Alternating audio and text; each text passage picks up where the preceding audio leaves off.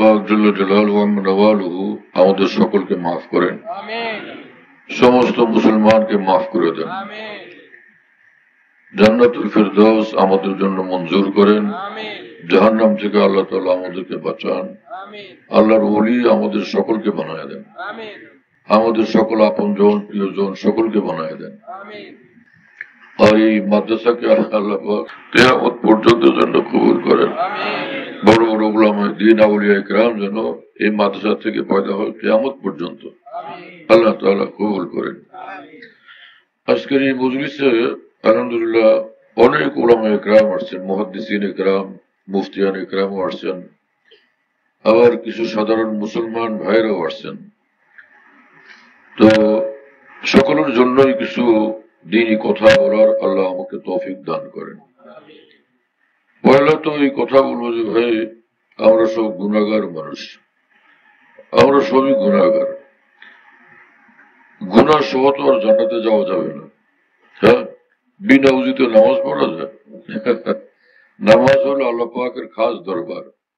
তো বিনা উযুতে আল্লাহ পাকের দরবারে যাওয়া যায় না। গুনাহ নিয়ে জান্নাতে যাওয়া যাবে না। গুনাহ থেকে মুক্ত হয়ে জান্নাতে যাওয়া লাগবে। আল্লাহ তাআলা আমাদেরকে গুনাহ মুক্ত করে দেন। তো আমরা এখনই অল্প সময়ের মধ্যে গুনাহ মুক্ত হইতে পারি, সেই সুযোগ আল্লাহ পাক করে দিয়েছেন। সেটা কি? রাসূল আকরাম সাল্লাল্লাহু আলাইহি ওয়াসাল্লাম বলছেন এক হাদিস শরীফে, কোন মুসলমানের গুনাহ হয়ে গেল, সে মুসলমান তখন শর্মিন্দা হয়ে আল্লাহর নিকট বলল যে ইয়া রব্বে আযনাবতু যামবান ফাগফিরলি।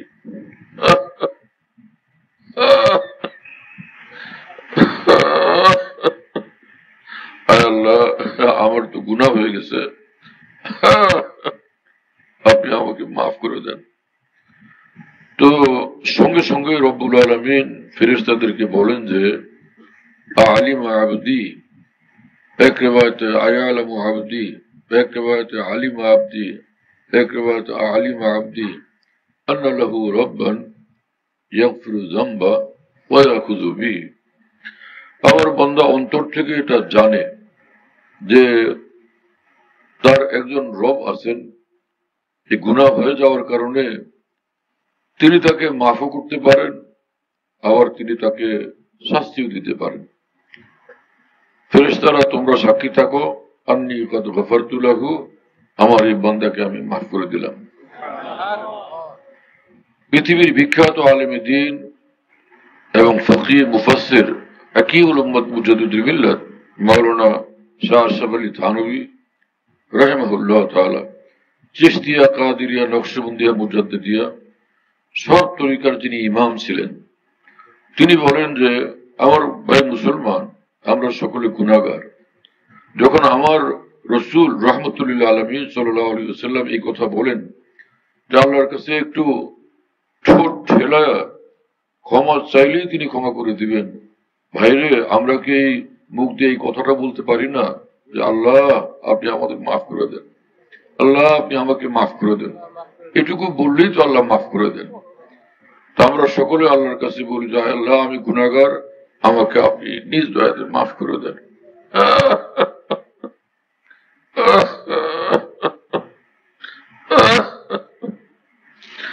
এক বুজুর্গ তিনি বলেন যে ইলাহি আবদুকা আল-আসি আতাকা মুকিররাম বিযুনুবি ওয়া ক্বাদ দাআকা। আয় আল্লাহ, আমি গুনাহগার বান্দা, আপনার দুয়ারে আসছি, আমার যে অসংখ্য গুনাহ সে কথা আমি স্বীকার করি। ফাইন তাগফির ফাআনতা আহলুন লিযাকা ওয়া ইন তাতরুদ ফামান ইয়াগফির সিওয়াকা। আল্লাহ, আপনি যদি আমাকে মাফ করে দেন তো মাফ করার মতো আপনি আছেন, আর তো কেউ নেই, ক্ষমাকারী দ্বিতীয় কেউ নেই। হ্যাঁ, ফাইন তাগফির ফাআনতা আহলুন লিযাকা ওয়া ইন তাতরুদ ফামান ইয়াগফির সিওয়াকা। আয় আল্লাহ, যদি মাফ না করে আমাকে তাড়াইয়া দেন তো আর কি কোনো মাহবুদ আছেন যে যার কাছে আমি যাব, যার কাছে ক্ষমা চাইবো, যিনি মাফ করবেন? মোবাইল নিচে নামায় রেকর্ড করে না, উপরে উঠে না। আর তো কেউ নাই যার কাছে আমি ক্ষমা চাইব, একই আল্লাহ, আর কোনো তো আল্লাহ নাই। আল্লাহ তাআলা আমাদেরকে মাফ করে দেন। এক বুজুর্গ ছিলেন, বহুত বড় ওলি আল্লাহ, হযরত হাকিমুল উম্মত মাওলানা আশরাফ আলী থানভী রাহমাতুল্লাহ আলাইহি বলেন এই বুজুর্গের নিকট এক যুবক গেছে, বলল যে হুজুর আমি আপনার খেদমতে থাকতে চাই। তো থাকো। অনেক তরুণ যুবক ছেলেরা আছে আউলিয়া বুজুর্গানকে দেখলে নত হয়ে যায়, হ্যাঁ, যতই ভুল করুক, কিন্তু আউলিয়া বুজুর্গানকে দেখলে এই যুবক তরুণ ছেলেরা নত হয়ে যায়। এটা তাদের মধ্যে অনেক বড় ইমানের আলামত, যে আল্লাহ ওলাদেরকে দেখলে তখন সে নত হয়। এটা বড় সম্পদ, বড় দৌলত। আপনি দাঁড়িয়ে নিয়ে ব্যস্ত কেন? স্থির ভাবে বসেন। হ্যাঁ, নিজের নিয়ে ব্যস্ত থাকলে শুনবে কেন? তো ওই যুবক ছেলে মুসলমান, সে থাকতেছে। একজনে যদি ঘরের মধ্যে থাকে দিনের বেলা হোক, তো সে সূর্যের আলো তো পাবে না। আর সূর্যের মধ্যে যদি সকাল থেকে বসে থাকে বিকাল পর্যন্ত, ভিটামিন ডি কি পরিমাণ পাবে? রাত্রিবেলা হাসনা হেনার ঘ্রাণ আসতেছে, যারা 1000 মাইল দূরে তারা কি পাবে এই ঘ্রাণ? আর যারা আশপাশে থাকে তারা হাসনা হেনার ঘ্রাণ পাবে না। হাসনা হেনার ঘ্রাণ শোকার কারণে এই মস্তিষ্ক, মস্তিষ্ক সতেজ হবে, সুন্দর হবে, মন ভালো লাগবে, উৎফুল্ল হবে এই হাসনা হেনার ঘ্রাণের কারণে। আতরের দোকানে গেলে আতর কিনা ছাড়াই ঘ্রাণ পাওয়া যায়। হ্যাঁ, তো কোন আল্লাহর ওলির সঙ্গে মানুষ যখন বসে, তার রুহে যে আল্লাহ পাকের নূর, আল্লাহর মহব্বত, আল্লাহ পাকের খুশবু ওই আল্লাহর বন্দাদের অন্তরে সেটা পৌঁছতে থাকে, আল্লাহর বন্দাদের অন্তরে সেটা পৌঁছতে থাকে। হ্যাঁ, শেখ সাদি সিরাজি রহমতুল্লাহ আলী বলেন যে গেলে খুশবু এদার হাম্মামে রোজে, গিলে খুশবু এদার হাম্মামে রোজে, রসিদ আজ দস্তে মাহবুবে বদস্তম, বধু গুফতাম কে মুশকি ইয়া আবিরি। ফার্সিতে উর্দুতে এটাকে মুশক বলে, বাংলা যেটাকে আমরা মেস্ক বলি না। এখন তো ফার্সি ভাষা একদমই উঠে যেতেছে না, বুঝা বহুত আলেম ওলামা নতুন প্রজন্মের উর্দু ফার্সির বিরুদ্ধে বলতে থাকে। সরসিনার মরহুম হজরত মাওলানা আবু জাফর সালেহ সাহেব রহমতুল্লাহ আলী, তিনি বারবার বলছিলেন যে তোমরা বেতন স্কেলের আন্দোলন তো করো, তোমরা বেতন স্কেল পাওয়া যাবে, এটা আমি বুঝতেছি, কিন্তু বেতন স্কেল পাওয়ার শেষে যা ঘটতে থাকবে এরপরে কিন্তু এলেম থাকবে না, এলেম উঠে যাবে। পরে হযরত মাওলানা আবু জাফর সালেহ রহমতুল্লাহ আলাইহি তিনি সরসিনার এরিয়ার ভিতরে মাদ্রাসার চৌহদ্দির ভিতরে তিনি কওমি মাদ্রাসা গড়ে তুলছেন, এবং কওমি মাদ্রাসার যে শিক্ষকরা ছিলেন তাদের কারো কারোর সঙ্গে আমার দেখা হয়েছে। তারা আমাকে বললেন যে হযরত মাওলানা আবু জাফর সালেহ রহমতুল্লাহ আলাইহি কওমি মাদ্রাসা আলেমদেরকে দেখলে অনেক মহব্বত করতেন, অনেক সম্মান করতেন। কথা বুঝতেছেন প্রিয় বন্ধুরা? তো সেই স্বাধীনতার পূর্বে এক জমানা পর্যন্ত আমাদের এই দেশে আলিয়া মাদ্রাসাগুলোর মধ্যেও কামি মাদ্রাসার মধ্যেই নেশাব ছিল। ওইখানেও এরকম আরবি যেমন ছিল, কোরআন হাদিস ছিল, ফিকহের কিতাব ছিল, উসুলে ফিকহ ছিল, হ্যাঁ, তো ফার্সি কিতাবও ছিল, উর্দু কিতাবও ছিল। এবং কওমি মাদ্রাসার চেয়ে আলিয়া মাদ্রাসাগুলোতে উর্দুর প্রচলন বেশি ছিল, এবং তারা সেটা নিয়ে গর্ব করতেন। কওমি মাদ্রাসার ছেলেপেলেকে বলতেন যে মিয়া তোমরা জানো উর্দু, ওই কাওয়ায়েত সহ সুন্দর উর্দু বলতে পারতো না কওমি মাদ্রাসার ছেলেরা, আর আলিয়া মাদ্রাসায় উর্দুর কাওয়ায়েত সহ ওইরকম উর্দু পড়ানো হতো। তারা সেটা নিয়ে খুশি হতেন এবং গর্ব করতেন, এবং গর্ব করার বিষয় ছিল সেটা। এজন্য যে উর্দু ভাষা কোনো একটা জাতির ভাষা না, কোনো একটা দেশের ভাষা না, অঞ্চলের ভাষা না। উর্দু হলো ভারত উপমহাদেশের মধ্যে উলামায়ে দ্বীনের ভাষা, এবং বিশেষ করে ভারতের মধ্যে পরে তো ভাগ হয়েছে, তো টুকরা হয়ে গেছে। বিশেষ করে ভারতের যে অসংখ্য ভাষা তার মধ্যে মুসলমানদের ভাষা হলো উর্দু, মুসলমানদের ভাষা উর্দু। এবং এই আসমানের নিচে জমিনের উপরে আরবি ভাষাতে কোরআন সুন্নাহর যে পরিমাণ ইলমের মহাসাগর মজুদ, সেটা পূর্ণাঙ্গ ভাবে উর্দু ভাষাতে মজুদ আছে, যেটা সংরক্ষণ ওয়াজিব। হ্যাঁ, হাকিমুল উম্মত থানভী বলছেন যে উর্দু ভাষার মধ্যে আল্লাহর দ্বীনের যে মহান ভান্ডার, সেটার হেফাজত করা ওয়াজিব। এজন্য ব্রিটিশ আমলেও যে হিন্দুরা আন্দোলন করছিল এই ভারত থেকে উর্দু ভাষাকে একদম খতম করার জন্য, ইদানিংও আবার দ্বিতীয়বার আন্দোলন চলতেছিল উর্দু ভাষাকে খতম করার জন্য। তো তখন ব্রিটিশ আমলে যে রাজনীতিবিদরা, কবি সাহিত্যিকরা, সাংবাদিকরা এবং মুসলমানরা, মুসলিম নেতৃবৃন্দ সকলে মিলে আন্দোলন করছেন যে এটা প্রতিহত করার জন্য, তাদের ওই যে আন্দোলনকে প্রতিহত করার জন্য। পরে তারা স্তব্ধ হয়ে গেছে, তাদের আন্দোলন সফল হয়নি। এই জন্য উর্দু ভাষাকে পাকিস্তানিদের ভাষা বলা, যারা এরকম মনে করেন তারা 100 ভাগ ভুলের মধ্যে আছেন, এই ভুল থেকে বেরোয় আসা চাই। যেমন আমি আপনাদেরকে বলি, তাফসিরে মারিফুল কোরআন হযরত মুফতি শফি সাহেব রহমতুল্লাহর লেখা তাফসির, যেটা বাংলা ভাষায় হযরত মাওলানা মুহিউদ্দিন খান রহমতুল্লাহ আলাইহি বাংলাদেশের বিখ্যাত আলেমে দ্বীন অনুবাদ করছেন। সেই তাফসিরে মারিফুল কোরআন পুরোটা তো উর্দু। হাকিমুল উম্মত মাওলানা আশরাফ আলী থানভী রহমতুল্লাহর তাফসিরে বয়ানুল কোরআন বিস্ময়কর এক কোরআনে পাকের তাফসির, এই পুরোটা তো উর্দুতে লেখা, সেটারও বাংলাতে অনুবাদ হয়ে গেছে। এবং পৃথিবী কাঁপানো আলেমে দ্বীন আল্লামা সাব্বির আহমদ উসমানী রহমতুল্লাহ আলাইহির লেখা তাফসিরে উসমানী, যেটার এক জমানায় বলা হয়তো ফাওয়ায়েদ উসমানী, সে তাফসিরে উসমানী তো উর্দুতে লেখা। কথা বুঝতেছেন আপনারা? এইভাবে আপনারা জানেন যে ইসলামের বিখ্যাত কিতাব কোরআনের পরে বুখারী শরীফ, বুখারী শরীফের অনেকগুলো ব্যাখ্যা গ্রন্থ উর্দুতে এবং অত্যন্ত গুরুত্বপূর্ণ এবং নির্ভরযোগ্য, যেগুলো তো উর্দুতে। তো কোরআনের তাফসির উর্দুতে, এইভাবে হাদিসের সবগুলো হাদিসের কিতাবের তর্জমা, অনুবাদ এবং ব্যাখ্যা উর্দুতে, ফিকহের কিতাবগুলো, ফতোয়ার কিতাবগুলো ব্যাপকভাবে উর্দুতে, যেমন আরবিতে ছিল। তারপরে উর্দু ভাষায় বিশাল ভান্ডার। এটা কি আমরা গঙ্গায় ফেলে দিব, নাকি এটার হেফাজত করা আল্লাহর দ্বীনের খাতির ওয়াজিব? কি কথা বুঝেন নাই? আল্লাহ তাআলা আমাদেরকে বুঝ দান করেন। কি বিষয়টা বলতেছিলাম ভাই? জি, হ্যাঁ হ্যাঁ, সাবাস। তো এক কিতাব ফার্সিতে পড়ানো হয় কওমি মাদ্রাসাতে, যেটা আগে আলিয়াতেও ছিল, গুলিস্তা। তো সেটা গুলিস্তা মানে ফুল বাগান। এই কিতাবটা সম্পর্কে অনেক মন্তব্য আছে। কেউ বলছেন এটা এই যে রাষ্ট্রনীতি শিক্ষা দেওয়ার কিতাব, রাজনৈতিক বিষয়ের কিতাব। কেউ বলছেন এটা তাসাউফের কিতাব, হ্যাঁ। আবার কেউ বলছেন এটা ফার্সি ভাষার সাহিত্য। সবগুলো সত্য। এই গুলিস্তার মধ্যে যেরকম তাসাউফ আছে, আল্লাহর মহব্বতের কথা আছে, এবং জীবনকে আল্লাহর পছন্দ মোতাবেক গড়ার কথা আছে, তেমনি ভাবে রাষ্ট্র পরিচালনা বিষয়ক জ্ঞান এর মধ্যে আছে। আবার এটা ফার্সি ভাষার একটা গুরুত্বপূর্ণ সাহিত্যের কিতাব।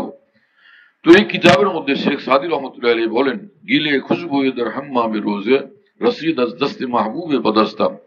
আমি একদিন গোসল করতে গেলাম গোসলখানায়, আমার এক বন্ধু মানুষ বললেন যে দেখেন তো এটা কি জিনিস। আমি হাতে নিয়ে দেখলাম এটা মাটির ঢেলা। আমি আসলাম গোসল করতে, আমার বন্ধু আমাকে মাটির ঢেলা দিল, বলো এটা শুয়ে দেখেন তো কি কেমন লাগে। আরে দারুণ খুশবু। সে মাটির ঢেলাতে আশ্চর্যজনক খুশবু। বদ গুফতাম কে মুশকিয়া আবিরি কে আজ বয়ে ঢেলা ভিজ তুমস্তাম। তো আমি ওই মাটির ঢেলাকে লক্ষ্য করে বললাম যে ব্যাপার কি, তুমি কি মেসকো নাকি? হ্যাঁ, তুমি কি মেসকো না আম্বর? তোমার খুশবু তো আমাকে ভীষণ বিমুগ্ধ করে দিছে। এত খুশবু তোমার, আমি অত্যন্ত মুগ্ধ, বিমোহিত। বগফতামান গিলে না চিজে বুদাম বলে কি মুদ্দতে বাগুল নেশাস্তাম। মাটির ঢেলা আমাকে বললো যে না, আমি তো নিছক মাটির ঢেলা, তবে কি সুগন্ধময় ফুলের সঙ্গে দীর্ঘকাল আমি থাকছিলাম। জামালে আমি নামান হুমা খাকামকে হাসতাম। হ্যাঁ, যার সঙ্গে থাকছিলাম তার চরিত্র, তার সুগন্ধ আমাকে এইভাবে সুবাসিত করছে।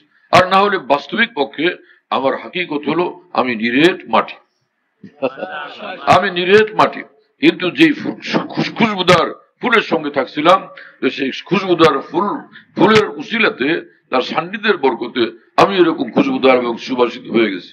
সাদি সিরাজি রহমতুল্লাহ আলাইহি এই ঘটনার বর্ণনার দ্বারা এটা শিক্ষা দিচ্ছেন যে মুসলমান যাদের অন্তর এবং জীবন মহান আল্লাহর দ্বীন দ্বারা সুবাসিত, যাদের অন্তর মহান আল্লাহর মহব্বত মারিফত দ্বারা সুবাসিত, সুগন্ধময়, তোমরা তাদের সঙ্গে সম্পর্ক রাখো, উঠা বসা করো, তাহলে তোমরাও তোমাদের পূর্ণ জীবনটা এইভাবে আল্লাহর মহব্বত আর দ্বীন দ্বারা একদম সুবাসিত হয়ে যাবে, যে সুবাস তোমাকে জান্নাতুল ফিরদৌস পর্যন্ত পৌঁছে দিবে। কথা বুঝতেছেন প্রিয় বন্ধুরা? হযরত হাকিমুল উম্মত থানভী রাহমাতুল্লাহি আলাইহি বলেন যে যুবক ওই বুজুর্গের সঙ্গে থাকতে লাগলো, ওই মুসলিম যুবক। কিছুদিন থাকলে পরে ওই যে সুবাসে সুবাসিত হয়ে যাওয়া, এখন সে গেছে আল্লাহর জন্য। যখন আল্লাহর জন্য যায় তার বড় মর্তবা। হ্যাঁ, সুবহানাল্লাহ। ও থাকতে থাকতে সঙ্গে সঙ্গে হাসনাহেনার গ্রাম যেরকম সুবাসিত করে, গোলাপের গ্রাম যেরকম সুবাসিত করে, আতরের দোকান যেরকম সুবাসিত করে, ওই আল্লাহর ওলির সুবত তার অন্তর এবং রুহে যে আল্লাহ পাকের খুশবু, সেটা তাকে সুবাসিত এবং নূরে একদম আলোকিত বানাই দিছে। এখন অন্তরের সম্মুখ থেকে পর্দা খতম, পর্দে উঠে হুয়ে भी है उनकी दर नजर भी है बढ़ के मुकद्दर आजमा सर भी है संगदर भी है। হ্যাঁ, আমার প্রিয় বন্ধুরা, আল্লাহকে যদি কাছে পাইতে চায়, কেউ নিকটে পাইতে চায়, পর্দাহীন ভাবে সে আল্লাহকে অনেক ঘনিষ্ঠ ভাবে নিকটে পাইতে পারে, কিন্তু হিম্মত করতে হবে। হ্যাঁ, এবং গুনাহ থেকে নিজের জীবনকে মুক্ত করতে হবে। অন্তর এমন এক জিনিস, এর সম্মুখ থেকে যখন পর্দা, পাপের পর্দা, গুনাহের পর্দা, কালো মেঘগুলো সরে যায়, বান্দা জমিনে থাকা অবস্থায় আরশে আযম পর্যন্ত আল্লাহ পাকের নূরই নূর দেখতে থাকে। হ্যাঁ, লা ইলাহা ইল্লাল্লাহ লাইসা লাহা হিজাবুন দুনাল্লাহ হাত্তা তাখলুসা ইলাইহি। রাসূলুল্লাহ সাল্লাল্লাহু আলাইহি ওয়াসাল্লাম বলেন যে কামিল ঈমানওয়ালা যখন লা ইলাহা ইল্লাল্লাহ বলে, আল্লাহ এবং লা ইলাহা ইল্লাল্লাহর মাঝখানে কোনো পর্দা নেই। হ্যাঁ, এই লা ইলাহা ইল্লাল্লাহ একদম আল্লাহ পর্যন্ত পৌঁছে যায়। তো মুহাদ্দিসিনের ব্যাখ্যা লিখছেন যে তার লা ইলাহা ইল্লাল্লাহ আল্লাহ পর্যন্ত পৌঁছা যায়, মানে আল্লাহ পাক সেটাকে কবুল করে নেন। আর রাসূলুল্লাহ সাল্লাল্লাহু আলাইহি ওয়াসাল্লাম হাদিস শরীফে বলছেন, লা ইলাহা ইল্লাল্লাহ মান ক্বালা লা ইলাহা ইল্লাল্লাহ দাখালাল জান্নাহ। যে ব্যক্তি লা ইলাহা ইল্লাল্লাহ অন্তঃস্থল থেকে বলবে, নিঃসন্দেহে জান্নাতে প্রবেশ করবে। এজন্য যত মুসলমান, ভালো মুসলমান, বড় মুসলমান, ছোট মুসলমান, দুর্বল মুসলমান এবং গুনাহগার মুসলমান, আমি আল্লাহর কসম করে বলি, ঈমান কোন রকম একটু থাকলেই নিঃসন্দেহে সে জান্নাতে যাবে।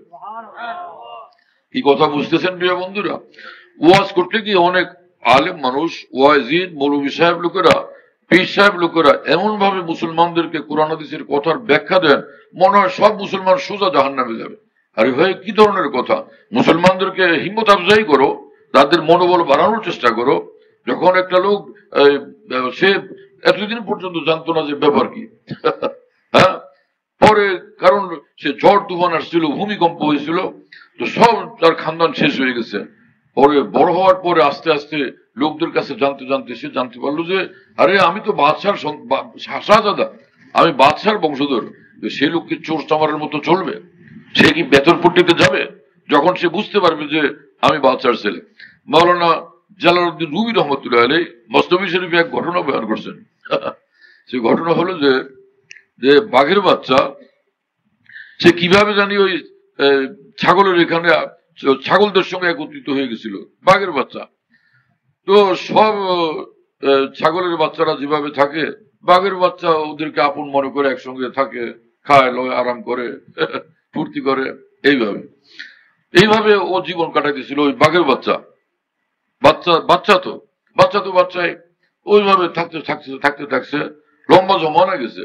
একদিন ওই সবগুলো ছাগল মিলে, ওরা তো এখন বড় হয়ে গেছে, সবগুলো ছাগল মিলে ওরা যখন দরিয়ার পাড়ে বা পুকুরের পাড়ে কোথাও ঘাস খেতেছিল, খেলতেছিল, ঘুরতেছিল, হঠাৎ ওই যেটা বাঘ ছিল ও দেখে যে পানির মধ্যে ওর ছবি দেখা যায়। আরে এইটা কি জিনিস? একদম সে চিৎকার গর্জন শুরু করে দিয়েছে, ছাগলেরা সব দৌড়ে পালিয়ে গেছে। কি কথা বুঝেন না? সে যখন ওই নিজের পরিচয় পাইছে যে আমি তো আর ছাগল তো না, আমি তো বাঘ, আমি তো বাঘের বংশধর, আমি এখানে ছাগলের সঙ্গে থাকবো কিসের জন্য? এক চিৎকার দিয়েছে, হুঙ্কার এবং গর্জন, ওই সব ছাগলেরা পালায় চলে গেছে। আর ও যা বলে, আমার তো এখানে ঠিকানা না, আমার তো সুন্দরবনে যাওয়া উচিত, রয়্যাল বেঙ্গল টাইগারের সঙ্গে আমি থাকবো। সে এখান থেকে একদম সে ওখানে চলে গেছে। আমার ঠিকানা হলো যে আমার আস্তানা হলো রয়্যাল বেঙ্গল টাইগারদের আস্তানা, আমি এখানে ছাগলের সঙ্গে কি জন্য থাকবো? গাছ খাওয়ার জন্য। কি কথা বুঝতেছেন প্রিয় বন্ধুরা? আমি তো এখন হরিণ শিকার করবো। কি কথা বুঝতেছেন প্রিয় বন্ধুরা? হ্যাঁ, তো ডক্টর ইকবাল মরহুম বিখ্যাত কবি ছিলেন, আল্লামা ইকবাল, আপনারা জানেন হয়তো শিক্ষিত লোকেরা। তো ডক্টর ইকবাল তিনি বলেন যে परवाज़ है दोनों की यही एक फजा में, गिरगिज का जहां और है शाही का जहां और। একই আকাশে উড়ে শকুনও ঈগল পাখিও, দুইটাই একই আকাশে উড়ে। শকুনের নজর মুর্দার উপরে, মুর্দা লাশের উপরে। কোথায় মুর্দা লাশ দেখা যায়? গরু মরা দেখা যায়, ছাগল মরা দেখা যায়। শকুন আকাশে উড়ার পরও ওর নজর নিচু, ওর নজর তুচ্ছ এবং ঘৃণ্য। আর ঈগল পাখির নজর থাকে তাজা শিকারের উপরে, সে কোনো মরা গরু কখনো শিকার করবে না। কথা বুঝতেছেন প্রিয় বন্ধুরা? এই পৃথিবীতে নমরুদরাও বাস করে, আবু জাহাল, আবু লাহাবরাও বাস করে, ওদের বংশধররা এবং ওদের অনুসারীরা আজ পর্যন্ত, ওদের চেলারাও এই পৃথিবীতে বসবাস করে। কথা বুঝতেছেন প্রিয় বন্ধুরা? আবার এই পৃথিবীতে হযরত ইব্রাহিম আলাইহিস সালামের রুহানি সন্তানরাও বসবাস করে, মুহাম্মদুর রাসূলুল্লাহ সাল্লাল্লাহু আলাইহি সাল্লামের রুহানি সন্তানরাও বসবাস করে। দুইজনের দৃষ্টি আলাদা, দুইজনের চিন্তা আলাদা, দুইজনের লক্ষ্য আলাদা। নমরুদ শ্রেণী যারা, তাদের লক্ষ্য ভিন্ন দুনিয়া এবং যত সব পাপাচার এবং নষ্টামি। আর যারা সচ্চাই ঈমানওয়ালা, ইব্রাহিম আলাইহিস সালামের বংশধর, মুহাম্মদুর রাসূলুল্লাহ সাল্লাল্লাহু আলাইহি সাল্লামের রুহানি সন্তান, ওই মুসলমানদের লক্ষ্য হলো, তাদের নজর থাকে আসমানের উপরে, আল্লাহ পাকের মহান জাতের উপরে, সত্তার উপরে। তারা এই পৃথিবীকে চায় না, আল্লাহকে চায়। আমি আল্লাহকে চাই। পৃথিবী কয়েকদিন আমি এখানে আসি, পরে এখান থেকে আমি চলে যাব, এই দুনিয়াদারি আমার না। হ্যাঁ, হালাল রিজিক যা দরকার, বাড়ি ঘর জীবনে চলার জন্য যা দরকার সেটা আমি চাই, কিন্তু আল্লাহকে বাদ দিয়া না। আল্লাহকে সন্তুষ্ট রেখে আমি সবকিছু করবো। কথা বুঝতেছেন প্রিয় বন্ধুরা? আল্লাহ তাআলা আমাদেরকে বুঝ দেন এবং তৌফিক দান করেন। হ্যাঁ, আর দুনিয়া সিজনুল মুমিন বা জান্নাতুল কাফির। হ্যাঁ, আর দুনিয়া সিজনুল মুমিন, যে জেলখানাতে যেরকম একজন মানুষ থাকে জেলের মধ্যে, সে কি মনে করে এখানে আমার সে খুব আরাম আয়েশ দরকার, আমার পুরো জিন্দেগি এখানেই থাকবো আমি, এবং আমার ঘর বাড়ি সবকিছু এখানে, আমার পুরো জীবন এখানের জন্য ওয়াকফ। এটাকে এক সেকেন্ডের জন্য সে মনে করে? প্রতিটি মুহূর্তে তার অপেক্ষা থাকে, কবে এর থেকে মুক্তি লাভ করব, কবে জেল থেকে আমি মুক্তি লাভ করব। অথচ সেখানে ঈদের দিনে বিরিয়ানি দেয়। জেলখানার মধ্যে বিভিন্ন রাষ্ট্রীয় দিবস থাকে না, ও এরকম দিবসগুলোতে সেখানে ভালো ভালো খানাও পরিবেশন করে, মজা করে তারা খায়। কিন্তু শুকরিয়া স্বরূপ কেউ কি বলে না এই জেল থেকে যাওয়া যাবে না, কারণ ঈদের দিনে এখানে বিরিয়ানি দিল। বরং বিরিয়ানি খায় আর আশা করে যে আল্লাহ এখান থেকে কবে মুক্তি দিবেন, যে বিরিয়ানি দরকার নেই, আমি পান্তা ভাত হলেও খাবো, কিন্তু মুক্ত পৃথিবীতে খাবো, এই জেলখানায় থাকতে চাই না। রাসূল আকরাম সাল্লাল্লাহু আলাইহি ওয়াসাল্লাম বলেন, ঈমানওয়ালার ঈমান তাকে আল্লাহর দিকে টানে, জান্নাতুল ফিরদাউসের দিকে টানে, এই দুনিয়াতে সে থাকতে চায় না। হ্যাঁ, হুররাম আর রোজ কাজী মঞ্জিলে বিরা বেরাওয়া রাহাতে জাত হলো বাস বাস জানা বেরাওয়া। হাফেজ সিরাজি রহমতুল্লাহ আলাইহি ইরানে এক বুজুর্গ ছিলেন, অনেক উচ্চমানের বলি ছিলেন। তো তার কবিতার তার কাব্য ভান্ডার আছে, ওর ভিতরে হাফেজ সিরাজি রহমতুল্লাহ আলাইহি বলেন যে সেদিন হবে আমার প্রকৃত আনন্দের দিন, যেদিন মহান আল্লাহ বলবেন যে যে সিরাজি, এই দুনিয়াটাকে ছাড়, তুই আমার কাছে আয়। হ্যাঁ, এই দুনিয়াটাকে ছাড়, তুই আমার কাছে আয়। হ্যাঁ, আল্লাহ তাআলা আমাদেরকে কবুল করেন, যে মহান আল্লাহর কাছে আমরা যাইতে পারি, যে আল্লাহ পাককে খুশি করে। হ্যাঁ, নিকল যায় দম তেরে কদমোं के नीचे यही दिल की हसरत यही आरजू है। মহান আল্লাহর কদমের উপর জীবনটাকে উৎসর্গ করে দিয়া আমরা যেন আল্লাহর কাছে পৌঁছতে পারি। চট্টগ্রামের সন্দ্বীপে এক বুজুর্গ ছিলেন, হযরত মাওলানা এহসানুল হক সাহেব রহমতুল্লাহ আলাইহি, শাইখুল ইসলাম মাওলানা হোসেন আহমদ মাদানী রহমাতুল্লাহর আশিক দিওয়ানা, এক সুন্নতের আশিক দিওয়ানা এই বুজুর্গ ছিলেন। হ্যাঁ, তো ও আমাকে বড় স্নেহ করতেন, মহব্বত করতেন। তো হুজুরের কাছে আমি যখন সন্দ্বীপে গেছিলাম, তো হুজুরের কাছে বসলাম, তা খুব খুশি হলেন, কত যে কথা শুনাইতে থাকলেন। হ্যাঁ, তো সেখানে এই কথাও বলতেছিলেন যে এখন আর এখানে থাকতে ইচ্ছা হয় না, যে কখন যে এখান থেকে চলে যাব এবং আল্লাহ পাকের উপর জীবন উৎসর্গ করে দিব, সেজন্য অপেক্ষায় আছে। হ্যাঁ, সুবহানাল্লাহ তাআলা বিহামদি। আল্লাহ তাআলা আমাদেরকে তৌফিক দেন। ও জান্নাতুল কাফির। আর এই রাসূলুল্লাহ সাল্লাল্লাহু আলাইহি ওয়াসাল্লাম বলেন যে এই দুনিয়াটা কাফিরদের নজরে এটাই স্বর্গ। এটা কি তারা স্বর্গ মনে করে? আরাম করো, ফুর্তি করো, মজা করো। হ্যাঁ, দুনিয়া মজা, দুনিয়ার যত মজা এগুলো লুটতে থাকো। কিন্তু এক মুসলমান, এক ঈমানওয়ালা মনে করে এইখানে তো এত লুটপাট করার জায়গা না।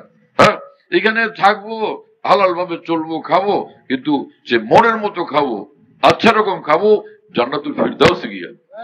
হ্যাঁ, ভারতে এক বুজুর্গ ছিলেন শেখ আব্দুল কুদ্দুস গঙ্গুই রহমতুল্লাহ আলাইহি, ওনার অভ্যাস ছিল যে এতই ইবাদত করতেন, কোরআন শরীফের তেলাওয়াত শুরু করলেন আর শেষই হয় না। এখন ওই খানা দানা নাস্তা ইত্যাদি, আরে রাখো, এত মজা আল্লাহর কোরআনের মধ্যে যে উনি খানার খাইতে যাইতেছেন না। এইভাবে আবার দাঁড়ায় গেলেন 2 রাকাত নামাজে, আবার শুরু করলেন দোয়া মুনাজাত। দোয়া মুনাজাত তো এমন জিনিস, পাকিস্তানে এক বুজুর্গ ছিলেন হাকিমুল উম্মত মাওলানা আশরাফ আলী থানভী রাহমাতুল্লাহর খলিফা ডাক্তার আব্দুল রাজ্জাক রহমতুল্লাহ আলাইহি, যিনি হযরত মাওলানা তাকি উসমানী সাহেবের পীর ও মুর্শিদ ছিলেন, তিনি বলতেন যে হে মুসলমান, তুমি যখন আল্লাহর নিকট 2 হাত তোলো কিছু চাওয়ার জন্য, কিছু পাওয়ার জন্য, জানো তোমার 2 হাতের দাম কত? 7 আসমান জমিন তোমার হাতের নিচে থাকে, তোমার হাতের সামনে থাকেন শুধুই মহান আল্লাহ।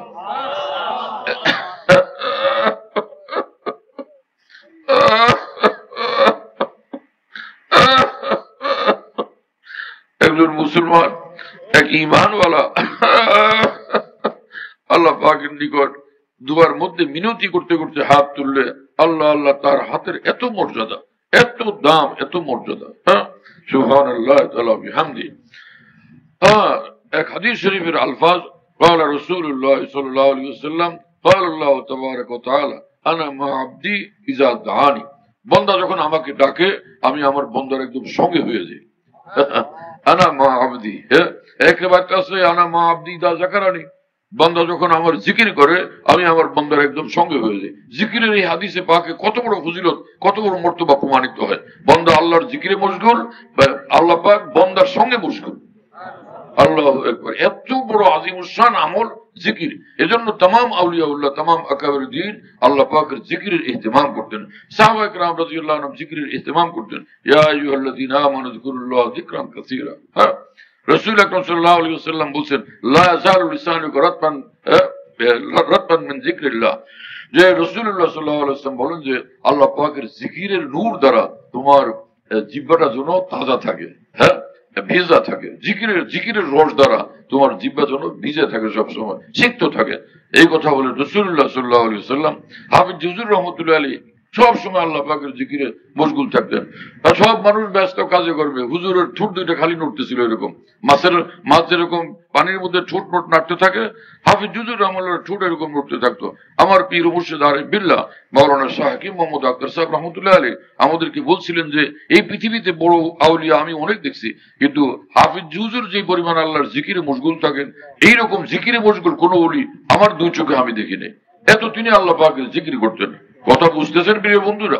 জিকির এত বড় দামি দৌলত যে মাওলানা জালালউদ্দিন রুমি রহমতুল্লাহ আলাইহি বলেন যে আল্লাহ আল্লাহ গো বেরো তা সাফে আরশ পেশে মেরা যে তু গর্দা চরকে ফরশ। তুমি আল্লাহর জিকির করো, আল্লাহ পাকের নামের জিকির তোমাকে জমিন থেকে উড়ে নিয়ে আরশের ঊর্ধ্বে আল্লাহ পর্যন্ত পৌঁছে দিবেন। আরশ পর্যন্ত, আরশের মালিক আল্লাহ পর্যন্ত পৌঁছে দিবেন। এত আজিমুশানের জিকির। এবং মাওলানা জালালউদ্দিন রুমি রহমতুল্লাহ আলাইহি বলেন যে আমি যখন আল্লাহ পাকের নামের জিকির করি, নামে উচ্চ বরজবান আমি রাওয়াত হর বুনে মুহ আজ আসল জোয়ে সওয়াদ। আল্লাহ পাকের নামের জিকির যখন আমি করি, তখন আমার দেহের বিন্দু বিন্দু মধুর দরিয়া পরিণত হয়ে যায়। প্রতিটি পশমের প্রতিটি লোমকূপ পর্যন্ত মধুর দরিয়া পরিণত হয়ে যায়। আল্লাহ পাকের জিকির এত আজিমুশান যে জিকিরের মধ্যে মানুষ আল্লাহ পাকের নূরের দরিয়ার ভিতরে ডুবে থাকে। আল্লাহ তাআলার জিকির করার আমাদেরকে তৌফিক দান করেন। কমপক্ষে এতটুকু করি, প্রতিদিন একবার লা ইলাহা ইল্লাল্লাহ 100 বার করি, আল্লাহ আল্লাহ জিকির 100 বার, দুরূদ শরীফ 100 বার। ভারতের মহান আলেম দ্বীন এবং বুজুর্গ মুহিউস সুন্নাহ মাওলানা শাহ আবরার সাহেব রহমাতুল্লাহ আলাইহি বলছিলেন, আমাদের সামনে বলছিলেন যে যখন কোনো মানুষ যদি আমলটা করে লা ইলাহা ইল্লাল্লাহ রোজ প্রতিদিন 100 বার, আল্লাহ আল্লাহ জিকির 100 বার এবং দুরূদ শরীফ 100 বার, তাহলে আল্লাহ পাকের পুরো দ্বীনের উপর আমল করার জন্য, সে সুন্নত মোতাবেক শরীয়ত মোতাবেক জিন্দেগি বানানোর জন্য সে বেচাইন হয়ে যাবে, তাই না? তার মধ্যে জবরদস্ত পিপাসা পয়দা হয়ে যাবে, ভীষণ তার পিপাসা এবং নেশা তৈরি হয়ে যাবে আল্লাহ এই আমল করলে। ঢাকাতে কোনো এক রাজনৈতিক দলের নেতা, তো উনি আসছিলেন, যিনি এমপি প্রার্থী ছিলেন। তো আমাকে বললেন যে আমাকে কোনো একটা আমল দেন, যেন আমি নামাজের জন্য নেশা লাগে, আমলের জন্য নেশা, অন্তরে পিপাসা লাগে। তা আমি এই আমলটা দিছিলাম। তো মাওলানা শাহ আবরার রহমতুল্লাহ নিকট শোনার পরে এই প্রথম এই লোকটারে আমল দিলাম যে দেখি কি হয়। কয়েকদিন পরে, অল্প কয়েকদিন, 1-2 সপ্তাহ পরে উনি আসছেন, আয়সা আমাকে বললেন কি দিলেন আপনি আমার, ব্যাপার কি? আল্লাহ রে আল্লাহ, তো জাদু জাদু। জাদু কি দিলেন আপনি আমাকে?